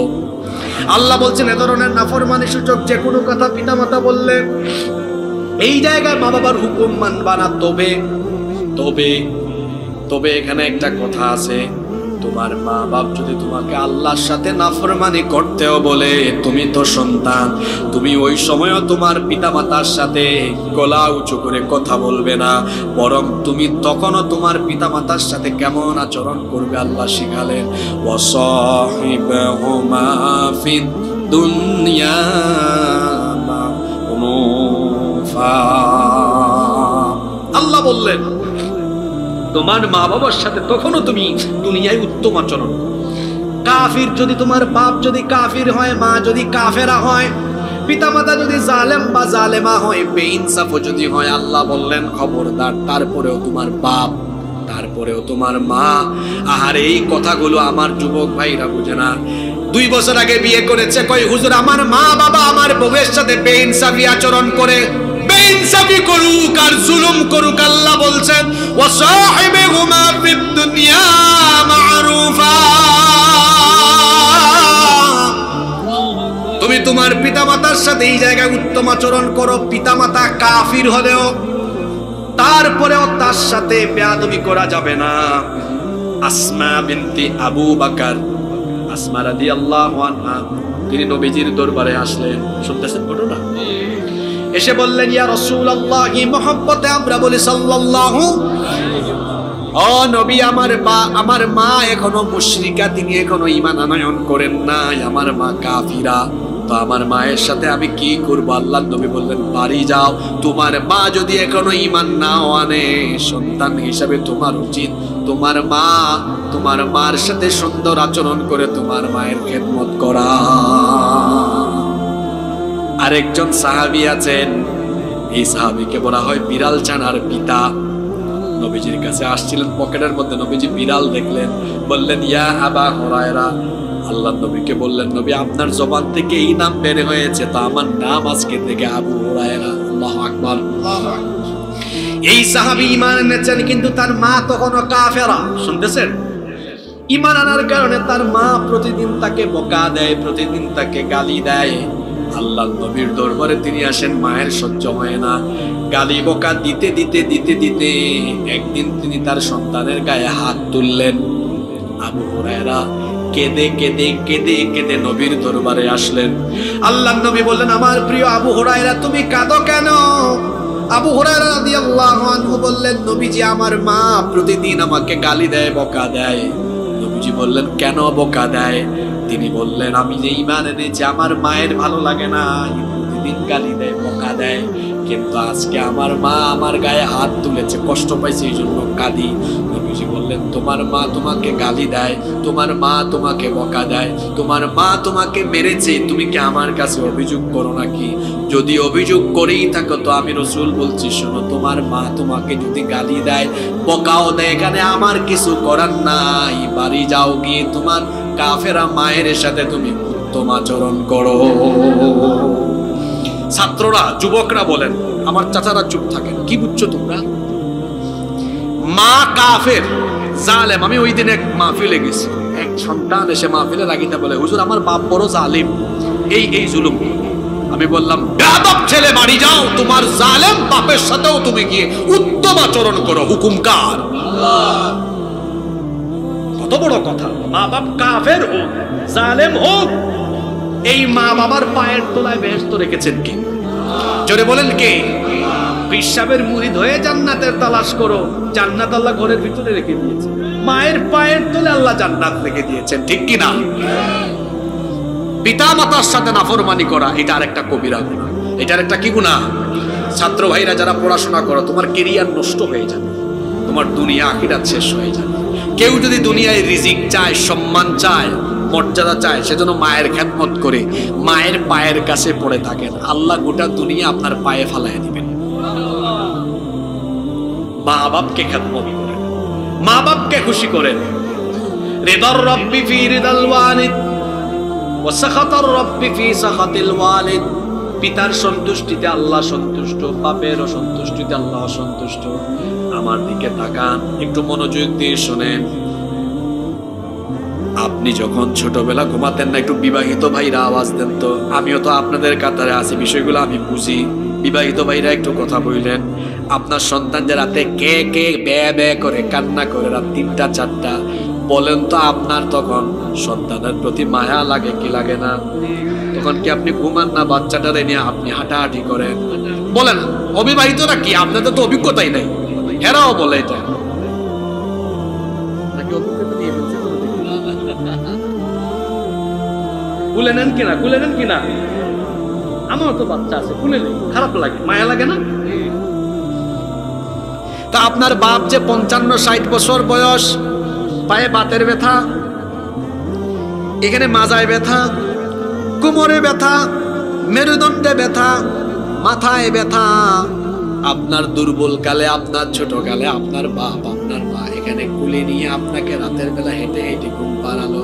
আজকে আপনার কি হলো? এই দুর্বল বয়স্ক বাপ, বয়স্ক মা, সে ঘুমানোর আগে আপনার কি দায়িত্ব নয় তাকে আজকে আপনি ঘুম পাড়িয়ে দেওয়া? ছোটবেলা আপনার মা বাপ আপনাকে ঘুম পাড়িয়েছে, এখন বৃদ্ধকালে আপনার মা বাপকে ঘুম পাড়ানো কার দায়িত্ব? জোরে বলেন, কার দায়িত্ব? আপনি বাপের রুমে আজকেই যাবেন, দেখবেন আল্লাহ কত খুশি হন, গিয়ে বলেন, আব্বা, আপনার না কোমর ব্যথা, আপনার না পা ব্যথা, আপনার না মাজা ব্যথা, মাথা ব্যথা, আপনি শুয়ে থাকেন, আমি একটু টিপা দেই। বাপ বলবে, যাও, দরকার নাই, ঘুমায় যাও। বাপ তো না করবে, কিন্তু আপনি বলবেন, না আব্বা, আপনারে আমি ঘুম পাড়াবোই পাড়াবো, কারণ ছোটবেলা আপনি আমাকে ঘুম পাড়াতেন, এখন আমি আপনার বাপ। বাপ ছেলের সম্পর্ক তো এরকমই হওয়া উচিত। আমি আপনারে ঘুম পাড়াই, বাপের মাথায় হাত বুলান, বাপের পাটা টিপে দেন। বাপ যখন ঘুমাবে মনে মনে বলবে, আল্লাহ, আমার ছেলেটা আমাকে শান্তি করে দিয়েছে, তুমিও তাকে দুনিয়া আখিরাতে শান্তি করে দিও। মার রুমে যান, মাথাটা টিপে দেন। বুড়া বয়সে মা বাপের কত জিনিস খাইতে মন চায় আপনি জানেন না। প্রতিদিন বের হওয়ার টাইমে আড়াল করে মা বাপকে জড়ায়া ধরে বলেন, আব্বা, আপনি বলেন তো আপনি কি খাবেন? কারণ আপনার কি মনে নাই ছোটবেলা আপনি বাজারে গেলেই আমারে বলতেন, তুমি কি খাবা? চকলেট খাবা নাকি ওই যে লম্বা লম্বা কি জানি আছে, কি কি বলে, হ্যাঁ, মামা, আরেকটা কি জানে আছে বাচ্চারা চুষে চুষে খায়, ললিপপ। তুমি ললিপপ খাবা না চকলেট খাবা? এই তোমাদেরকে তোমার বাপ বলে না? শরম পাইছে বলে কিনা? বলে। তা আপনার বাপ যেভাবে আপনাকে বলতো আপনিও বলেন আব্বা, বলেন আপনি কি গরুর মাংস খাবেন না খাসির মাংস খাবেন, না আপনি দেশি মুরগ খাবেন, না আপনি কমলা খাবেন? এই তো কমলার সিজন চলে আসছে। বাপ তো ছেলের প্রতি মায়া আছে, মা তো ছেলের প্রতি মায়া আছে, চাইবে না তার ছেলেটার টাকা নষ্ট হোক, কিন্তু যেমনি হোক আদায় করবেন। যদি না বলে আপনি তো আপনার মা বাপের রুচি বুঝেন, রুচি যদি না বুঝেন আপনি টেস্ট করবেন, এই মাসে একটা আনেন, কালকে আরেকটা আনেন, পরের দিন আরেকটা আনেন, খাইলে তো বোঝা যাবে কোনটা পছন্দ করছে, ঠিক কিনা? নিয়ে আসেন, আসার পরে মনে করেন এই যে কমলার সিজন এখন আসছে, কমলাটা ছিলে বলে আব্বা আমি আপনারে খাওয়ায়া দেই, আম্মা আমি আপনাকে খাওয়ায়া দেই, কই দিন খাওয়াইছেন এমন একটু খাওয়ায়া দেখেন। মা একটা মুচকি হাসি মারবে, বাপ একটা মুচকি হাসি মারবে, আল্লাহর কসম আল্লাহর আরশ আপনার উপরে তখন খুশি হয়ে যাবে। যুবক ভাইরা আমাকে ওয়াদা দেন, এটা করবেন? ইয়াসআলুনাকা মাযা ইউনফিকুন, আল্লাহ বলছেন নবী এরা আপনাকে বলে তারা কোথায় খরচ করবে আপনি বলে দেন। এক নাম্বারে সে খরচ করবে ফালিল ওয়ালিদাইন, বের খাতে সবার উপরে যাকে রাখতে হবে তারা হলেন মা আর বাবা। যেদিন থেকে আমি নিজে উপার্জন করি, আমার পরিবারের ঈদের সর্বোচ্চ মার্কেটিংটা আমি আমার মা বাবা নেই আমার মার জন্য করি, যুবকদেরকে উৎসাহিত করার জন্য করি। যেদিন থেকে আমি পয়সা উপার্জন করি আমার মায়ের জন্য সর্বোচ্চ বাজেট আমি রাখি, কারণ এটা আল্লাহ কোরআনে বলেছেন এক নাম্বার বের খাতে রাখো মাকে আর বাবাকে। আপনি কি করেন গো ঈদের সময়? মার জন্য 1200 টাকার শাড়ি আর বউর জন্য 4000 টাকা দামের শাড়ি, ঠিক আছে কথা? নাফরমান সন্তান তোমার দুনিয়া শেষ হয়ে যাবে, আগে মাকে খুশি করো। বউ অনেক পাবা, আরে বউ গেলে বউ আরেকটা পাওয়া যায়, পাওয়া যায় না? মা গেলে কি মা পাওয়া যায়? কেমনে পাবেন আপনি? মা গেলে মা পাবেন না, বউ এটা গেলে আরেকটা আসবে, আসবে না? বাড়ি থেকে আজকে তো মাইকও বাইরে, যে মাইক লাগাই সেটা যে আওয়াজ এই মাইকে, আজকে ভাবিরা খবর আছে জান বেশ তো লাগাই দিছে আরেকটা, ভাবিরা মাইন্ড করেন না, আমাদের ভাইরা আপনাদেরকে ত্যাগ করবে না ইনশাআল্লাহ। কথার কথা বুঝাইছি। অনেক পরিবারের বউরাও তার স্বামীকে শাশুড়ির বিরুদ্ধে লেলিয়ে দেয়, আছে না নাই? বউ মনে করতে হবে আমার শাশুড়ি আমার মায়ের মতোই, তার সাথে আমি মায়ের মতো আচরণ করি, আমার শ্বশুর বাপের মতোই তার সাথে আচরণ করি, তাইলে আর কোনো ঝামেলা হওয়ার কথাই। এই যে এখন কমলার সিজন আসছে, আব্বা আম্মাকে কমলা কিনে খাওয়া পারবেন তো ইনশাআল্লাহ? মা বাপকে রাতে ঘুম পাড়াবেন, পারবেন? পারবেন? মা বাপকে রাতে ঘুম পাড়ান এমন কোন সন্তান আছেন দেখি তো? পাইছেন একজন? আমার মা এখনো জীবিত আছে, আমি তাকে ঘুম পাড়াই এখন, যখন বাসায় যাই বাড়িতে থাকি ঘুম পাড়াবেন, খুশি হয়ে ঘুমাবে। আমার মাকে আমাকে ছোটবেলা ঘুম পাড়ায় নেই, আপনার মাকে এখন আপনি ঘুম পাড়াবেন। পৃথিবীতে যারা সফল হয়েছেন তারা মা বাপকে খুশি করে সফল হয়েছে।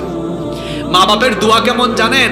সারা পৃথিবীর সম্পদের চাইতে মা বাপের দোয়া অনেক দামি। যে মা বাপের দোয়া নিয়ে নিতে পেরেছে ওই ব্যক্তির দুনিয়া আখিরাত সফল হয়ে গিয়েছে। আল্লাহু আকবার। নবীজি বলেছেন সালাসাতুন দাওয়াতুন মুস্তাজাব, তিন ব্যক্তির দোয়া কবুল, এটা করলেই কবুল হয়, করলেই। মুসাফির, মজলুম আর মা বাপ হাত তুললেই কবুল। সুবহানাল্লাহ। যুবক ভাইরা মা বাবার খেদমত করবেন। আচ্ছা আপনাদের কি কষ্ট হয়ে যাচ্ছে নাকি? এই কি বলে চট্টগ্রামের তো স্বভাব 11টার আগে ওয়াজ শেষ করা। আজকে যদি 11টা 5-7 বাজে মানে 10-এর ভিতরে শেষ করে অসুবিধা হবে? কয়টা কবিরা গুনার কথা এখনো বললাম? 2টা, আরো আছে। মা বাবার সাথে বেয়াদবি করবে, তার নেক আমল কি হবে? আল্লাহর ক্ষমা থেকে বঞ্চিত, জাহান্নাম তার ঠিকানা হয়ে যাবে। 1 নাম্বার শিরক বললাম, 2 নাম্বার পিতামাতার অবাধ্য, 3 ইচ্ছে করে ফরজ নামাজ তরক করা, এটা হলো আরেকটা অন্যতম কবিরা ওয়াজ শোনা নফল, নামাজ আদায় করা। কিন্তু আমার দেশের বর্তমান চিত্র হলো মাহফিলে মানুষ বেশি, নামাজের টাইমে মানুষ আরো জুড়ে বলেন। এখানে অনেকে আছেন আমাকে আজকে প্রথম দেখেছেন, নাইম ভাই আমাকে আগেও দেখেছে, শরীফ ভাই আছে, আমরা একসাথে পড়াশোনা করেছি। এছাড়া আরো অনেকে আছেন এখানে আমাকে আগে দেখেছেন, কিন্তু যারা আমাকে আগে দেখেন নাই, এখানে যদি আজকে কমিটি আমার এই যে গলা থেকে এই অংশ মাথা, এইটা যদি ফালায়া দিয়া মাথা থেকে এই একটু পর্যন্ত এনে বলতো এটা হাসিবুর রহমান, যে জীবনে আমারে দেখে নাই সে বলবে এটা আমরা কেমনে বিশ্বাস করবো এটা হাসিবুর রহমান। কারণ কোনটা হাসিবুর রহমান কোনটা মুজিবুর রহমান, তো মুজিবুর রহমান বলে আমার গ্যাস লাগে নাকি, কোনটা হাসিবুর রহমান আর কোনটা শফিকুর রহমান, ঠিক আছে, কোনটা হাসিবুর রহমান কোনটা শফিকুর রহমান এটা চিনা হাত পা দিয়ে বোঝা যায় না, এটা বোঝা যায় তার কি দিয়ে, মাথা দিয়ে। জুড়ে বলেন কি দিয়ে? মাথা দিয়ে। নামাজ কি? আসসালাতু হিয়া রাসুল ইবাদা, নামাজ হলো ইবাদতের মাথা। মাথা ছাড়া যেমন কোনো মানুষের সঠিক পরিচয় পাওয়া যায় না, ঠিক তেমনি নামাজ ছাড়াও মুসলমানের আসল মুসলমানিত্বের পরিচয় পাওয়া যায় না। কথা বুঝতে পেরেছেন? এই জন্যই তো আল্লাহ নবী বলেছেন বাইনাল আবদি ওয়া বাইনাল কুফরি তারকুস সালাহ, আল্লাহর বান্দা আর কাফিরের মধ্যে পার্থক্যই হলো নামাজ ছেড়ে দেওয়া। আল্লাহর বান্দা নামাজ ছাড়তে, আমরা মুমিন, আমাদের পরিচয় আমরা, এটাও সাহস করে বলতে পারলেন না আমরা ভাই হুজুর বলতাম কেন? দেখেন না আমার নামই আব্দুল মোমেন, তো বলবো কেন? আর আমার দেশে বহু মানুষের নামের সাথে কামের কোনো, বাপ নাম রেখেছে ফজর আলী, এই ব্যক্তির ফজর হয় সকাল 10টায়, ফজরের নামাজ পড়ে না। বাবা নাম রেখেছে জোহর আলী, জোহরের নামাজে যায় না। নাম রেখেছে বাপ রমজান আলী, রমজান মাসে দুপুরবেলা গাঞ্জা টানে। নাম রেখেছে কুরবান আলী, সামর্থ্য আছে কুরবানি। নাম ইমান আলী, আরে বাপরে বাপ, ইমান আলী ইমানের খবর হলো সে সুদ খায়, ঘুষ খায়, চাঁদাবাজি, টেন্ডারবাজি, এমন কোন গুনাহ নাই সে করে না, তার নাম আবার আলহাজ ইমান আলী, অথচ ইমান আলীর ইমানের কোনো খবরই নাই। এরকম আছে না? আমরাও বলি হুজুর আমি তো ইমানদার, আমি মুমিন, আমি মুসলমান। ওই যে বললাম মাথা ছাড়া যেমন কোনো ব্যক্তি পরিচয় শনাক্ত করা যায় না, ঠিক তেমনি নামাজ ছাড়া কোন ব্যক্তির মুসলমানিত্বের পরিচয়ও সে ধারণ করতে পারবে। নামাজ হলো জান্নাতে যাওয়ার এক গুরুত্বপূর্ণ আমল। কিয়ামতের ময়দানে সর্বপ্রথম আল্লাহ তাআলা যে আমলের হিসাব আমাদের কাছে চাইবেন, জোরে বলেন তো সেই আমলের নামটা কি? ইন্না আউওয়ালা মা ইউহাসাবু বিহিল আবদু ইয়াউমাল কিয়ামাতি মিন আমালিহি সালাতি। বুখারী শরীফের হাদিস, আল্লাহ নবী বলেছেন কিয়ামতের ময়দানে আল্লাহ বান্দার কাছ থেকে সবার আগে যে আমলের ব্যাপারে জানতে চাইবেন সেটা হলো বান্দারে নামাজ, নামাজ নামাজ ঠিক মতো আদায় করেছিস কিনা। এখন এসএসসি এইচএসসি পরীক্ষা হবে, প্রথম প্রশ্ন কেউ বলে দেয় না, প্রথম প্রশ্ন আমরা জানি না, প্রশ্ন যদি ফাঁস হয় সেটা ভিন্ন কথা, কিন্তু আল্লাহ তাআলা আমাদের উপর কত দয়া করেছেন, হাসরের ময়দানের প্রথম প্রশ্নটা আল্লাহ ফাঁস করে দিয়েছেন, বলেই দিয়েছেন প্রথম প্রশ্ন হবে নামাজের ব্যাপারে। এরপরেও যে কেউ যদি গাফেল হয়ে যায় তাহলে তার প্রথম প্রশ্নটা তার জন্য কঠিন হবে না সহজ হবে? জোরে বলেন, কঠিন হবে না সহজ হবে? এখন আল্লাহ যেহেতু নামাজের হিসাব চাইবেন, এটা আজকে বললাম, আমাদের অবস্থা হলো এমন, আমরা শুনি কিন্তু মানি না। এই যে শুনি, শুনতে শুনতে কান উদা হয়ে গিয়েছে।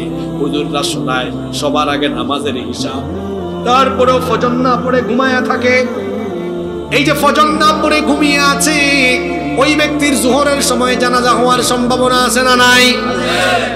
কি করে নামাজ কাজা করে সে ঘুমিয়ে থাকে? আমি তো নামাজকে শুধু নামাজ বলি না, নামাজ হলো এমন একটা ইবাদত, এই ইবাদতের মাধ্যমে আল্লাহ যেন বান্দার সাথে প্রেমের আলাপ করতে চান। সুবহানাল্লাহ। এই যে এখন রাত 11টা বাজতেছে, প্রায় কাছাকাছি, আপনি ঘুমায় যাবেন, ঠিক 5টার সময় মুয়াজ্জিন একটা ডাক দিবে, আল্লাহ মুয়াজ্জিনকে দিয়ে ডাকান। আল্লাহ বলেন, এই বান্দা, এই আব্দুল করিম, আব্দুল সত্তার, তুই যে ঘুমাইলি 5 ঘন্টা 6 ঘন্টা হইল, কতক্ষণ হয়ে গেল তুই আমার সাথে কথা বলিস না, আয় আমার একটু সাজদা দে, সাজদা দিয়ে তুই আমার সাথে একটু কথা বল। সুবহানাল্লাহ। 5:30 সোয়া 5টায় ফজর বলল, ওই দুপুর সোয়া 1টায় আজান হয়। আল্লাহ বলেন, কি রে 8 ঘন্টা 7 ঘন্টা হয়ে গেছে, আসবি না? তোরে মিস করি, আয়। তো আমি খুব মিস করতেছি, আমার সাথে আবার কথা বল। জোহর পড়ে যায়, আল্লাহ 2 ঘন্টা যেতে না যেতে আবার বলেন, আয় না আরেকবার কথা বলি। মাগরিব শেষ হয় 1-1.5 ঘন্টা যায় না, আসর শেষ হয় 1-1.5 ঘন্টা যায় না, মাগরিব। আল্লাহ বলেন, আয় না, সেই সূর্য ওঠার আগে একবার কথা বলছিলাম, দিনের আগে, দিন শেষ হোক আরেকবার ওই টাইমে তোর সাথে কথা বলি। এশার টাইমে আল্লাহ আবার ডাকেন কেন? আরে বান্দা, তুই যে একটু পরে ঘুমাই যাবি, আমি তোরে না জাগালে আর জাগতে পারবি না, আয় না ঘুমানোর আগে আরেকবার তুই আর আমি কথা বলি। সুবহানাল্লাহ।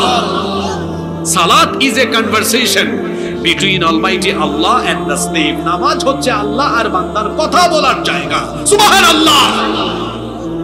কথা বলার জায়গা যে আপনারা বুঝেন না, এটা মশায় কামড়াইলে কয় হুজুর কয়েল দিলেন না কেন? ঘটনা একটা মনে পড়ছে, বলে ফেলবো। আলী রাদিয়াল্লাহু আনহু যুদ্ধে পায়ে তীর ঢুকে গেছে। কি ঢুকে গেছে? তীর এটা বিষাক্ত। এক সাহাবীকে টান মারে, চিৎকার, হাসিয়েন না, চিৎকার, কারণ তীরটা বিষাক্ত। নবীজি বললেন, এই থামো, এইভাবে বের করতে পারবা না, আজান হোক। বললেন, নবী আজান হইলে কি হবে? কই দেখবা কি হবে। আজান হওয়ার পরে আলী রাদিয়াল্লাহু আনহু নামাজে দাঁড়িয়েছেন। নবী বললেন, যাও এবার কামটাকে কইরা ফেলো। নামাজের আগে যে তীর খুলতে গেলে তিনি করেছেন, নামাজে থাকা অবস্থায় তার তীর টেনে টেনে বের করা হয়েছে, একবার শব্দ করেন নাই। আল্লাহু আকবার। কোথায় উনার নামাজ আর কোথায় আমার নামাজ? আমি নামাজে দাঁড়াই, বসার কামড় টের পায়, কি পায়? আর উনি তীর খুলে ফেলছে, টের পায় না। উনারে নামাজ শেষে জিজ্ঞেস করা হয়েছে, কি গো নামাজের মধ্যে তীর এটা খুলে ফেললাম, টের পায়? কি বলো? দেখে পায়ের তীর নাই। বলে, এটা কি করে হইলো? আলী রাদিয়াল্লাহু আনহু, জানি না কিভাবে হলো, আমি তো নামাজে দাঁড়ালে দুনিয়া ভুলে যাই, আমি আমার রবের সাথে কথা বললে আমি আমার রবের প্রেমে মশগুল হয়ে যাই। আল্লাহু আকবার। ঘটনা আরেকটা মনে হয়েছে, বলবো। ইমামে আযম আবু হানিফা রাহমাতুল্লাহ আলাইহি, আমাদের মসজিদের ইমাম সাহেবের মতো ছোটখাটো ইমাম নাকি? আল ইমামুল আযম আবু হানিফা রাহমাতুল্লাহ আলাইহি রাতের বেলা তাহাজ্জুদের নামাজে দাঁড়িয়েছে। কিসের নামাজে? পাশের বাড়িতে আগুন লাগছে। আপনার পাশের বাড়িতে আগুন লাগলে আপনি কি এগিয়ে আসবেন না? এখন গোটা গ্রামের মানুষ আসছে আগুন নিভাইতে। হঠাৎ করে তাকিয়ে দেখে, কিরে পাশের বাড়ির আবু হানিফা কই? নাই। যাও তো, বাড়ি যাও, গিয়ে দরজা নক করছো। অনেকক্ষণ পরে তিনি দরজা খুলেছেন। আবু হানিফা, তোমার পাশের বাড়িতে আগুন লাগলো, গোটা গ্রামের মানুষ এগিয়ে আসলাম, আগুন নিভাইলাম, তুমি এত স্বার্থপর কোন দিন থেকে হইলা? তোমার প্রতিবেশীর ঘরে তুমি এগিয়ে আসলা না? তিনি বললেন, ইন্না লিল্লাহি ওয়া ইন্না ইলাইহি রাজিউন। কখন, কিভাবে হবে? আচ্ছা, আপনার পাশের ঘরে আগুন লাগছে, মানুষ যদি এইসবে আপনি আসতেন না কেন? আপনি যদি বলেন কখন হচ্ছে, মানুষ আপনারা কি ভালো বলতে না পারবেন? তারা বলেন, আবু হানিফা, এতদিন মনে করতাম তুমি জ্ঞানী মানুষ, কিন্তু তুমি এইরকম হয়ে গেছো, আমরা তো জানতাম না। তুমি বলতেছো কখন কিভাবে হয়েছে, মস্করা করো না।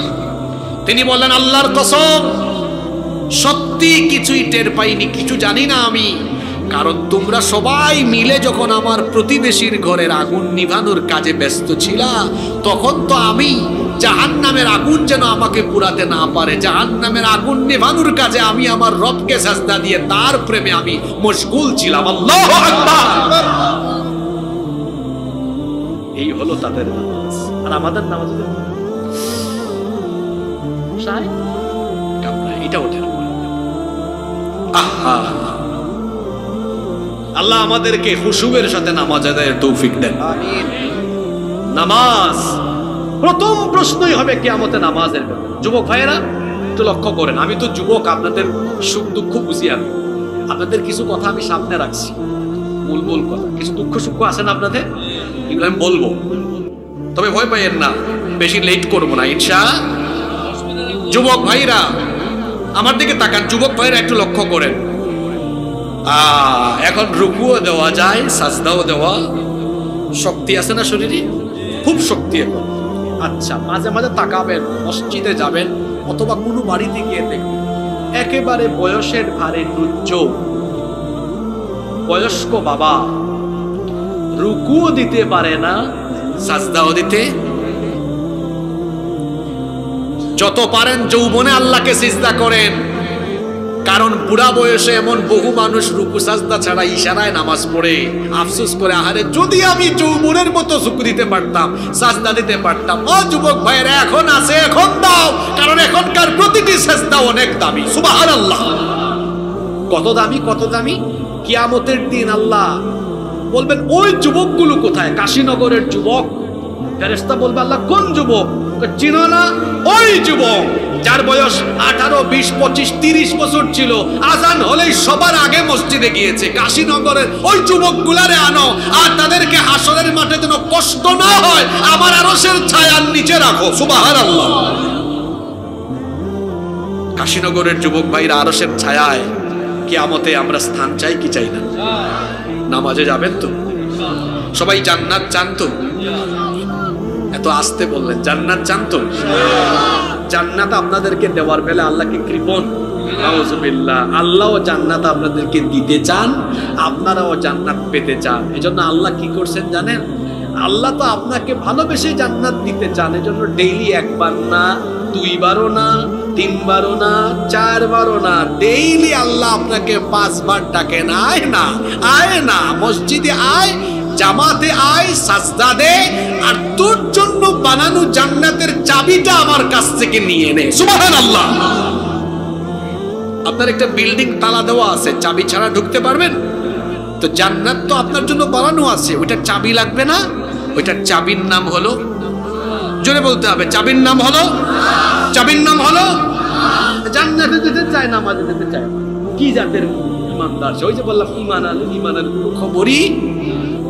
যে ঈমান আপনাকে নামাজের জামাতে আনতে পারে না, এই ঈমান আপনাকে জান্নাতের ধারে কাছেও নিতে পারবে। আজ থেকে মরার আগ পর্যন্ত এক ওয়াক্ত নামাজও কাজা করব না, এই ওয়াদা আল্লাহর সাথে করা যায়? কারা কারা রাজি আছেন হাত তুলে? আল্লাহ সবাইকে কবুল করেন। এতক্ষণ বহুত আমলের ওয়াজ হয়েছে, এবার একটু কঠিন শব্দ কথা হবে, কষ্ট পাবেন না তো? 3 নাম্বার কবিরা গুনাহ বলো, একটু পিছন থেকে আসি। 1 শিরক, 2 পিতামাতার অবাধ্য হওয়া, 3 ইচ্ছা করে ফরজ নামাজ, 4 অন্যায় ভাবে মানুষের রক্ত ঝরানো, অন্যায় ভাবে মানুষকে খুন করা, হত্যা করা। এটা হলো আরেকটা কবিরা। অবশ্য আমাদের সমাজে সব আল্লাহর পুতুল, এখানে অন্যায় ভাবে কেউ কারো রক্ত ঝরায় না। আমার সমাজ এত খারাপ হয়েছে, মার পেটের আপন ভাই এক ভাই আরেক ভাইকে 1% 2% জায়গা জমির জন্য গায়ে হাত তুলে খুন পর্যন্ত করে ফেলে। একটা পরিবারের 3 জনের যে কেউ জালেম হয়। বলছে না, এখন একটু শক্ত কথা বলবো, বাবারা রাগ করে বলবো। কোন পরিবারে বাপ জালেম। বাপ কেমনে জালেম? যেটা উপার্জন করে বেশি ওইটারে মহব্বত করে বেশি, যেটা উপার্জন করে কম মহব্বত করে। কাশীনগরে এরকম কুতুব নাই? আছে মানে বহুত আছে। দেখি আগের পয়েন্টটা বলেন তো, এক পরিবারে কয়জন জালিম হতে পারে? 3 জনের যে কোনো একজন। হয় বাপ নিজেই জালিম হয়ে বসে থাকে, 2 কোন পরিবারে মা জালিম হয়। তো বাপ জালেম আর মা জালেমা হলেও এখানে আবার সন্তানকে মনে রাখতে হবে। ওই যে একটুকে বলে আসছি, বেয়াদবি করা। কোন পরিবারে বড় ভাই জালেম হয়, ছোট ভাইদের সব হক মেরে খেয়ে ফেলে। আছে না নাই? অন্যায় ভাবে মানুষের হক মেরে খাবেন না। হাসরের মাঠে বিচার হবে 2 রকমের। হাক্কুল্লাহ, আল্লাহর হক, 2 হাক্কুল ইবাদ, বান্দার হক। আল্লাহর হক এগুলো কার সাথে সংশ্লিষ্ট? আল্লাহর হক নামাজ, রোজা, হজ, যাকাত, আল্লাহর সাথে যা এগুলো আল্লাহর হকের ব্যাপারটা এমন, বান্দা যদি আল্লাহর হক নষ্ট করে, আল্লাহর দয়া কম না বেশি? আল্লাহ কেউ মাফ করে দিলে আমাদের কিছু করার আছে? কিন্তু কিন্তু বান্দার হকের বিষয়টা বড় মারাত্মক। এটা আল্লাহর হাতে। একটা ভয়াবহ ভয়াবহ হাদিস শোনাব। আজকের পুরা ওয়াজ মনে রাখতে না পারলেও এই হাদিস মনে রাখলেই ওয়াজ সফল। মনোযোগ আছে? একদিন নবীজি সাহাবীদের সাথে বসে আছেন, শুনতেছেন? সাহাবীদেরকে নবীজি বললেন, আচ্ছা আমার সাহাবীরা, আতাদরুনা আল মুফলিস, তোমরা কি জানো আমার উম্মতের সবচেয়ে অসহায় ব্যক্তিটি কে? আপনাদের সাথে আমিও যদি গল্প করি আর যদি বলি, বলেন তো আমাদের এই এলাকায় অসহায় কে? আপনারা বলবেন, হুজুর ওই যে আব্দুর রহমান ভাই, একটা বাড়িও নাই, ঘরও নাই, ভিটা মাটি নাই, কত অসহায়। নবীজি সাহাবীকে বললেন, সাহাবীদেরকে বলো তো আমাদের উম্মতের অসহায় ব্যক্তিটি কে? সাহাবীরা উত্তর দিয়েছেন, ইন্নাল মুফলিসা ফিনা মাল্লা দিরহাম লাহু ওয়ালা মাতা, মাল্লা দিরহাম লাহু ওয়ালা মাতা। আমাদের উম্মতের সবচেয়ে অসহায় ব্যক্তিটি ওই ব্যক্তি যার ঘর নাই, বাড়ি নাই, মাতা ভোগ্য সামগ্রী মানে দুনিয়ার ভোগ্য সামগ্রী যার কাছে নাই, দিরহাম নাই, দিরহাম টাকা পয়সা সহায় সম্পদ যার নাই, সে হলো সবচাইতে বড় অসহায়। শুনতেছেন আপনারা? নবীজি বললেন, না, উত্তর ভুল। সাহাবীরা বললেন, আশ্চর্য কথা, তাহলে সবচেয়ে অসহায় ব্যক্তি কি? আপনি আমাদেরকে বলেন। নবীজি বললেন, আমার উম্মতের সবচেয়ে অসহায় ব্যক্তিটি ওই ব্যক্তি যে ব্যক্তি কিয়ামতের ময়দানে হাজির হবে অসংখ্য নেক আমল নিয়ে। কি নিয়ে? এই যে দেখেন, এটা একটা পোস্টার, এইদিকে লেখা আছে, এইদিকে কোনো লেখা দেখছেন? নবীজি বললেন, এইরকম পুরা আমল নামায় নেকি নিয়ে, ভরপুর নেকি নিয়ে হাসরের ময়দানে এরকম দাঁড়াবে, তার আমল নামায় নেকি আর, কিন্তু কিছুক্ষণের মধ্যেই তার পুরা এই নেক আমলে ভর্তি আমলের খাতাটা একদম ব্ল্যাঙ্ক কি হয়ে যাবে, খালি হয়ে যাবে। এটা স্বাভাবিক কথা না অস্বাভাবিক কথা? ছিল মুহূর্তেই। সাহাবীরা বললেন, ওই ব্যক্তিটি কে যে এত নেক আমল নিয়ে আবার আমল শূন্য হয়ে যায়? নবীজি বললেন, এর নামাজও আছে, এর রোজাও আছে, এর হজ জাকাত বহু ভালো ভালো আমল আছে, কিন্তু তার আমলগুলো শূন্য হবে এই কারণে পৃথিবীতে সে বহু মানুষের হক নষ্ট করেছে, চাঁদাবাজি করেছে, টেন্ডারবাজি করেছে, বড় হয়ে ছোটর হক মেরে খেয়েছে, আইল ঠেলাঠেলি হয়েছে, জমিনের আইল ঠেলাঠেলি করেছে, অন্যায়ভাবে মানুষ হত্যা করেছে। অর্থাৎ মানুষের হক নষ্ট করার কারণে কিয়ামতে এই ব্যক্তি নেকামল নিয়ে দাঁড়াবে, ভাববে আমি তো জান্নাতে। আল্লাহ বলবে, দাঁড়া, দেখি ওদেরকে আনো তো, ওই কাঠগড়ায় দাঁড় করা হয়। এরা কারা? ক্ষতিগ্রস্ত মানুষরা। আল্লাহ বলবেন, বলো এই ব্যক্তি তোমাদের হক নষ্ট করেছে, কি চাও? কিয়ামতের দিন সবাই টাকা পয়সা চাইবে না নেকামল চাইবে? এক বুজুর্গ ব্যক্তিকে আমি একদিন জিজ্ঞেস করলাম কোনো একটা ঘটনায়, তাকে খুব গালি দিচ্ছে মানুষ। আমি বললাম, আপনারা এত গালি দেয়, আপনি কিছু বলেন না কেন? গন্ডারের চামড়া নাকি আপনার? আমার কি বলে জানেন? বলে, সেতে গালি দিচ্ছে, তারে আরো গালি দিতে দাও।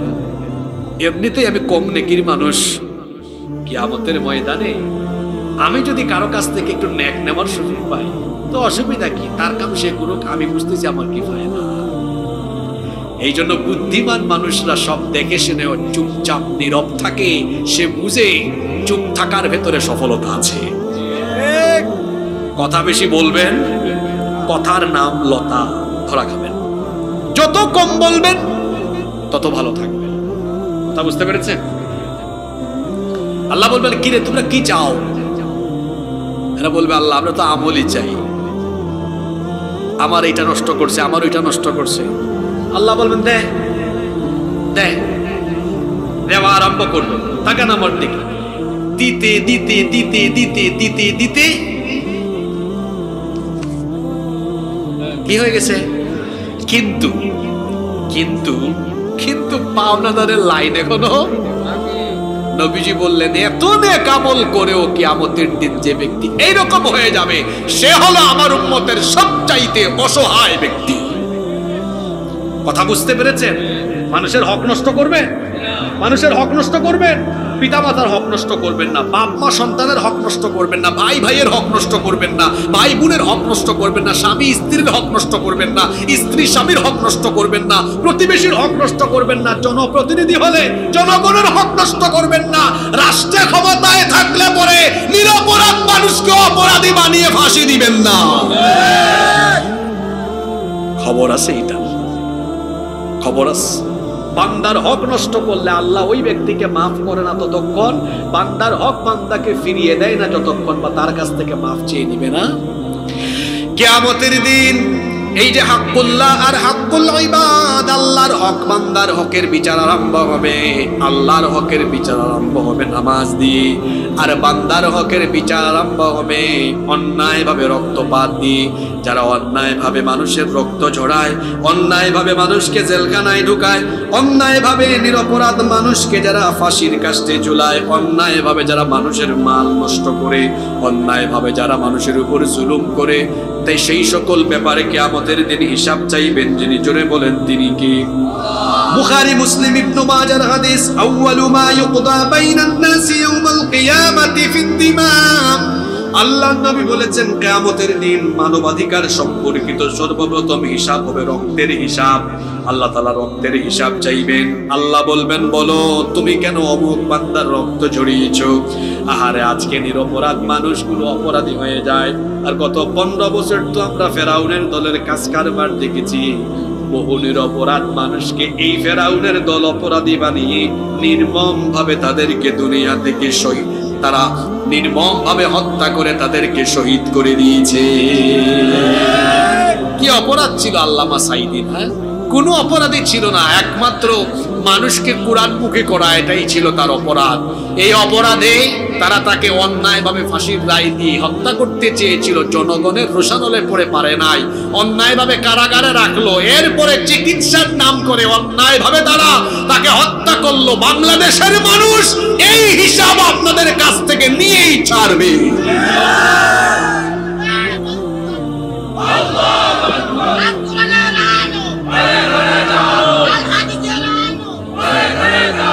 সম্মানিত ভাইয়েরা, আমি আসলে আপনাদেরকে স্লোগান দেওয়ানোর জন্য, মাঠ গরম করার জন্য কথাগুলো বলছি। মাঠ গরম করে কি হবে?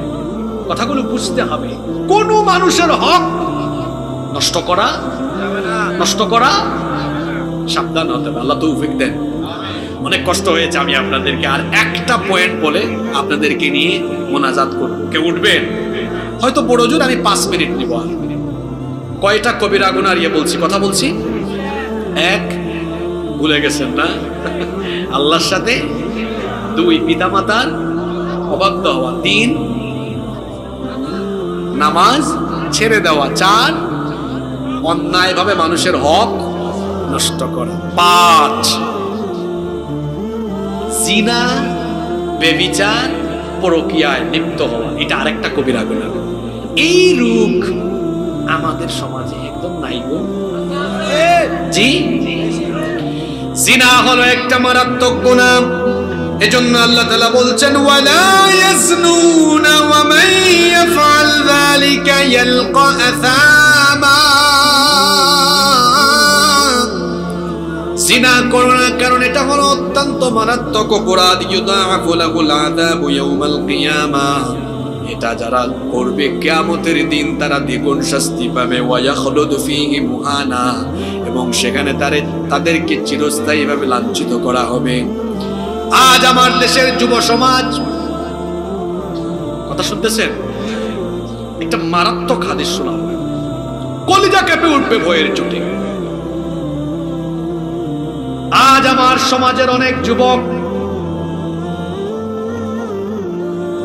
নীরবে নীরবে হারাম গুনাহে লিপ্ত। গোপন গুনাহ, এটা বড় মারাত্মক গুনাহ। কি বললাম বলেন তো কথাটা? গোপন গুনাহ। কি গুনাহ বলেছি?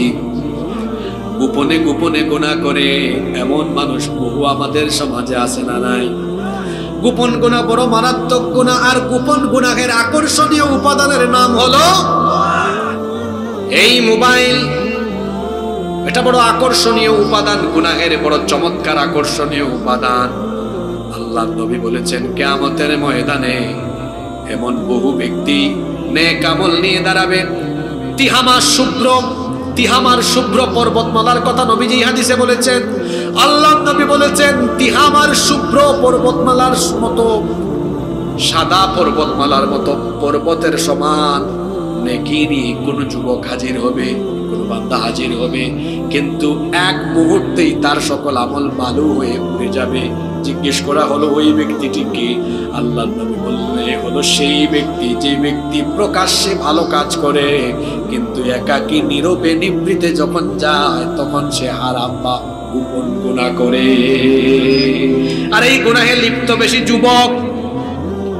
এখন তো গুনাহের বহুত উপাদান আছে, Facebook, Messenger, WhatsApp, Instagram, TikTok, আরো কত জানি কত কি বের হয়েছে। এখন এগুলোতে দেখা যায় জরিনা সকিনারে খুঁজায়, জরিনা সকিনা খুঁজে ওখানে জিনা করে, জিনার উপাদানে